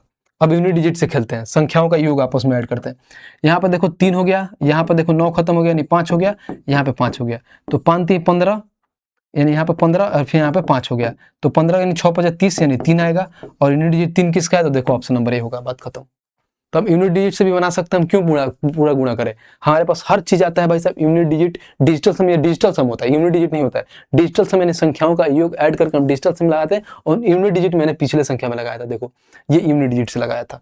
तो बहुत चीजें होता है जो आपको कैलकुलेशन करने में आसानी होती है, अगर आपको चीजें आता है, स्क्वायर याद हो वो बेटर करता है, अप्रोक्सीमेट का यूज करना आना चाहिए आपको, कि अप्रोक्स आप चीजों को निकाल पाए। आइए नेक्स्ट क्वेश्चन देखते हैं, क्वेश्चन नंबर 29 देखते हैं कि क्या कह रहा है। कह रहा 2 उम्मीदवारों के बीच हुए चुनाव में से 85% पंजीकृत मतदाताओं ने मतदान किया और 4% मतदान अवैध हो गए। विजयी उम्मीदवार को वैध मत बोल दिया, बात खत्म, बहुत ईजी हो गया। वैध मत का 65% प्राप्त हुआ और इतना वोटों के अंतर से जीत लिया। तो कह रहा कितने पंजीकृत मतदाता, सेम डिट्टो पीछे वाला सवाल था, बस इसमें कैलकुलेशन का थोड़ा बहुत चेंज किया है, बाकी कुछ नहीं है। आइए यहाँ पर एक्स था हमारे पास टोटल संख्या समझिए, और 85% मतदाताओं ने मतदान किया, यानी 100 में से 85 ने किया, और 4% अवैध पाए गए, यानी 100 थे, 4% अवैध यानी 96 हो गए। फिर कह रहा है कि विजयी उम्मीदवार को वैध मतों का 65% प्राप्त हुआ, यानी ये बोल सकते हो यहाँ पर 2 लोग हैं, एक विनर हो जाएंगे, एक लूजर। इसको 65 मिला है तो इसको 35 मिला है, लेकिन कितने परसेंट का अंतर है भाई साहब, अंतर कितना है, तो 65 और 35 का अंतर 30% का अंतर है, यानी परसेंट में 30% का अंतर, लेकिन वैल्यू में कितना है भाई साहब 21-42, बस डाटा भी सेम है उसका वाला। तो बस हम डायरेक्ट यहाँ पर 30% ले लेंगे, इतना कुछ करना ही नहीं है, तो इनटू में हम कर देंगे 3/10। 30% का वैल्यू होता है 3/10 बराबर में होता है 21-42। अब कैलकुलेट करेंगे, हमारा आंसर आएगा, देखो कैसे कैलकुलेट करते हैं। अगर कैलकुलेट करूं मैं तो इसको काटो 3 से, 3 7 21, और उसके बाद से 3 एकम 3 और 3 चौकोर 714 आ गया, ठीक है। अब 17 से काटे, 17 3 एकम 17 चौकोर 17 से कट जाएगा, 17 5 85, इसको काटो 17 चौकोर 68 और 17 दूना 34, 42 आ गया, ठीक है। अब उसके बाद से 42 आ गया तो किससे कटेगा, काटते हैं एक और राउंड, क्या दिक्कत है, काटने जितना कट रहा है उतना काट लो। अगर इसको 42 आ गया तो फिर इसको 7 से काट सकते हैं, नहीं 7 से ये नहीं कटेगा, 7 से नहीं कटेगा तो 6 से भी तो कट सकता है, 6 कम 6 और ये 16 6 96, 6 से 6 7 42, बात खत्म। अब इसको 4 से काट लो 25 बार में, और इसको 4 से काट लो 25 बार में, क्योंकि 4 4 यानी दोनों में से कट जाएगा। अब इसको काट लो 5 से भाई साहब 2 बार में। अब देखो 25 दूना 50 यानी हो गया 50, और इंटू में 25 सत्ते कितना होता है भाई साहब, 25 सत्ते 175, तो 0 हो गया। 50 25 का 5 हाथ में कितना हो गया 2, 17 5 85 और 2 8750, और 8750 कहाँ है, तो ऑप्शन नंबर बी, बात खत्म। तो बस थोड़ा बहुत कैलकुलेशन था, बाकी कुछ था इसमें, कुछ नहीं था, नॉर्मल था। आइए आज का ये लास्ट क्वेश्चन है भाई साहब, हमारा यहाँ से होता है परसेंटेज की समाप्ति, यानी टोटल मैंने परसेंटेज कंप्लीट करा दिया आपको 4 क्लासेस में। अब आप लोग बताना कि नेक्स्ट टॉपिक क्या होता है, इसको देखते हैं कि सवाल हमारा क्या कह रहा है। कह रहा है एक कंपनी आय अर्जित कर रही है जिसमें से व्यय कर के अलावा घटाकर अर्जित लाभ की राशि प्राप्त की जाती है। कंपनी को अर्जित लाभ पर 22% कर देना पड़ता है, यदि करों को भुगतान करने के बाद से शुद्ध लाभ इतना है। बस ये हमें समझना है कि 22% अर्जित लाभ पर 22% कर देती है, यानी जितना लाभ होता है उसका 22% कर क्या कर देती है, उसको घटाने के बाद जो शुद्ध लाभ आता है ना भाई साहब इतना आता है। यानी मानिए हमारे पास 100% है, 100% में से क्या कर रहा हूं मैं 22% कर दे रहा हूं, यानी वैल्यू कितना है हमारे पास 2340। तो 22% कर देने के बाद से कितना बचेगा भाई साहब, यानी शुद्ध लाभ कितना बचेगा, तो यानी 78% बोलेगा, तो हम 100% का मान निकाल लेंगे। जब यहां से 100% का मान निकालेंगे तो देखो कैसे होगा। अब इसको काटिए, 13 5 65, 13 6 78, 13 एकम 13, यहाँ पे आ गया 10, तो फिर आता है 13 7 91, 13 8 104 0, फिर 17 13 3, यानी यहाँ पे आ जाएगा 3000, यानी ये हमारे पास 3000 आ गया। फिर आगे पढ़ते हैं, फिर आगे बोलेगा क्या बोला है, कह रहा है क्या, देखो ये अब है जो व्यय करों के अलावा 18% है, तो कंपनी की आय बताना है। और कंपनी की आय क्या होता है, इनका मतलब क्या होता है भाई साहब आपको मालूम है। तो कंपनी का अगर आय निकालना हो तो कभी भी आय होता है कि एक्सपेंस प्लस में सेविंग, यानी जो आप सेव करते हो और जो खर्च करते हो दोनों को आपस में ऐड करते हो तो उसका इनकम आ जाता है। यहां से भाई साहब इसका शुद्ध क्या निकाल लिया भाई साहब, लाभ यानी अर्जित जो है था। अब उसके बाद से हमें निकालना है क्या, फिर एक और लाइन पढ़ते हैं आगे। कंपनी को अर्जित लाभ 22% कर देना पड़ता है, यदि करों को भुगतान करने के बाद शुद्ध लाभ इतना रुपए है, जो व्यय का 18% है, यानी जो ये पैसा है ना ये व्यय का 18% यानी खर्च का 18% है, तो 100% का मान निकाल लो। यानी जो ये 2340 है जो 18% का मान है, और हम 100% का मान निकालना है बस। अब हम इसको कैलकुलेट करेंगे, 18 से काटो, 18 एकम 18, यहाँ पे देखो 5 18 3 54 यानी 0, यहाँ पे आ जाएगा 13000। यानी खर्च भाई साहब 13,000 था, लाभ इनका 3,000 था, यानी कहीं ना कहीं दोनों को आपस में ऐड कर देंगे तो इसका इनकम आ जाएगा और इनकम 16,000 हो जाएगा। यही ऑप्शन नंबर ए हो जाएगा, बात खत्म। तो ये था मिसलेनियस का क्वेश्चन पूरा कंप्लीट। मैंने 30 क्वेश्चन करा दिया भाई साहब आप लोगों को कंप्लीट, क्योंकि मिसलेनियस में किसी का सर पैर नहीं होता है, कहीं से भी दिया जाता है। तो इसमें यह नहीं होता है कि कोई पर्टिकुलर टाइप होता है। आपको अगर क्वेश्चन समझ में आ रहा है तो आप अपने अलग तरीके से बना सकते हैं, कहीं से भी कोई भी टाइप लग सकता है, बस आपको आंसर लाना चाहिए। इसमें यह नहीं है कि भाई साहब ये इलेक्शन का टाइप है तो इलेक्शन का टाइप में बनेगा, ये कमीशन का टाइप है तो कमीशन का टाइप पे बनेगा। जो आपको ट्रिक अच्छा लग रहा है, जो कॉन्सेप्ट आपको समझ में आ रहा है, उस कॉन्सेप्ट से लगाइए और बेटर तरीके से आप क्वेश्चन। उम्मीद करता हूं कि इसमें बहुत ऐसे लोग होंगे जो मेरे से अच्छे तरीके से भी निकाल सकते हैं, क्योंकि उनको पूरा कॉन्सेप्ट मालूम है। अगर उनको लग रहा है कि ये चीजें लंबा है तो मैं ऐसे निकाल सकता हूँ। बाकी मैं सबसे बेस्ट तरीका बताया हूँ, इससे बेस्ट अगर आप जानते हैं तो और अच्छी बात है। आइए नेक्स्ट यहाँ से शुरू करते हैं। क्या हमारा ये है भाई बुक। अब आप लोग नेक्स्ट बताना कि इस बुक का मैं जितना भाई सब दिया हूँ, आपको क्या करना है, इसमें से जितना होमवर्क है सबका भाई सब बुक मंगाओ और सारे क्वेश्चन लगा लो, क्योंकि आपके पास 2 दिन टाइम है। आपके पास सैटरडे है, फिर आपके पास सोमवार को पहली क्लास आ जाएगी। और सोमवार को कौन सी क्लास आएगी भाई साहब, कमेंट बॉक्स में जरूर बताना कि कौन सी क्लास आपको चाहिए। तो कमेंट बॉक्स में आप बताना कि कौन सी क्लास भैया लेके आएगा, ठीक है भाई। बाकी उम्मीद करता हूँ चीजें आपको समझ में आएगी। जो हैंड रिटन नोट्स है, ये हमारा टेलीग्राम चैनल है AR पब्लिकेशन, इसको ज्वाइन कर लीजिएगा। इस पे मैं इसका हैंड रिटन नोट्स दे दूंगा, जो हमारा चौथा क्लास था। बाकी सबसे मोस्ट इंपोर्टेंट काम है, हमको 1 रुपया आपसे कुछ नहीं चाहिए, पैसा वैसा कुछ नहीं चाहिए, एकदम फ्री में चीजें आपको दिया जा रहा है। बस एक ही काम करना है, इस चैनल को सब्सक्राइब करना है। इतना सब्सक्राइब करो कि लगे कि हाँ कोई AR पब्लिकेशन है जो फ्री में इतना मस्त क्वालिटी कंटेंट आपको दे रहा है। ठीक है भाई साहब, चैनल को सब्सक्राइब करना है और शेयर करते रहना है वीडियो को। बाकी अपने भाई के लिए 2 शब्द लिख सकते हैं अगर चीजें आपको समझ में आ रहा है। मिलते हैं नेक्स्ट वीडियो में, आज के लिए इतना ही था, तब तक के लिए जय हिंद भाई।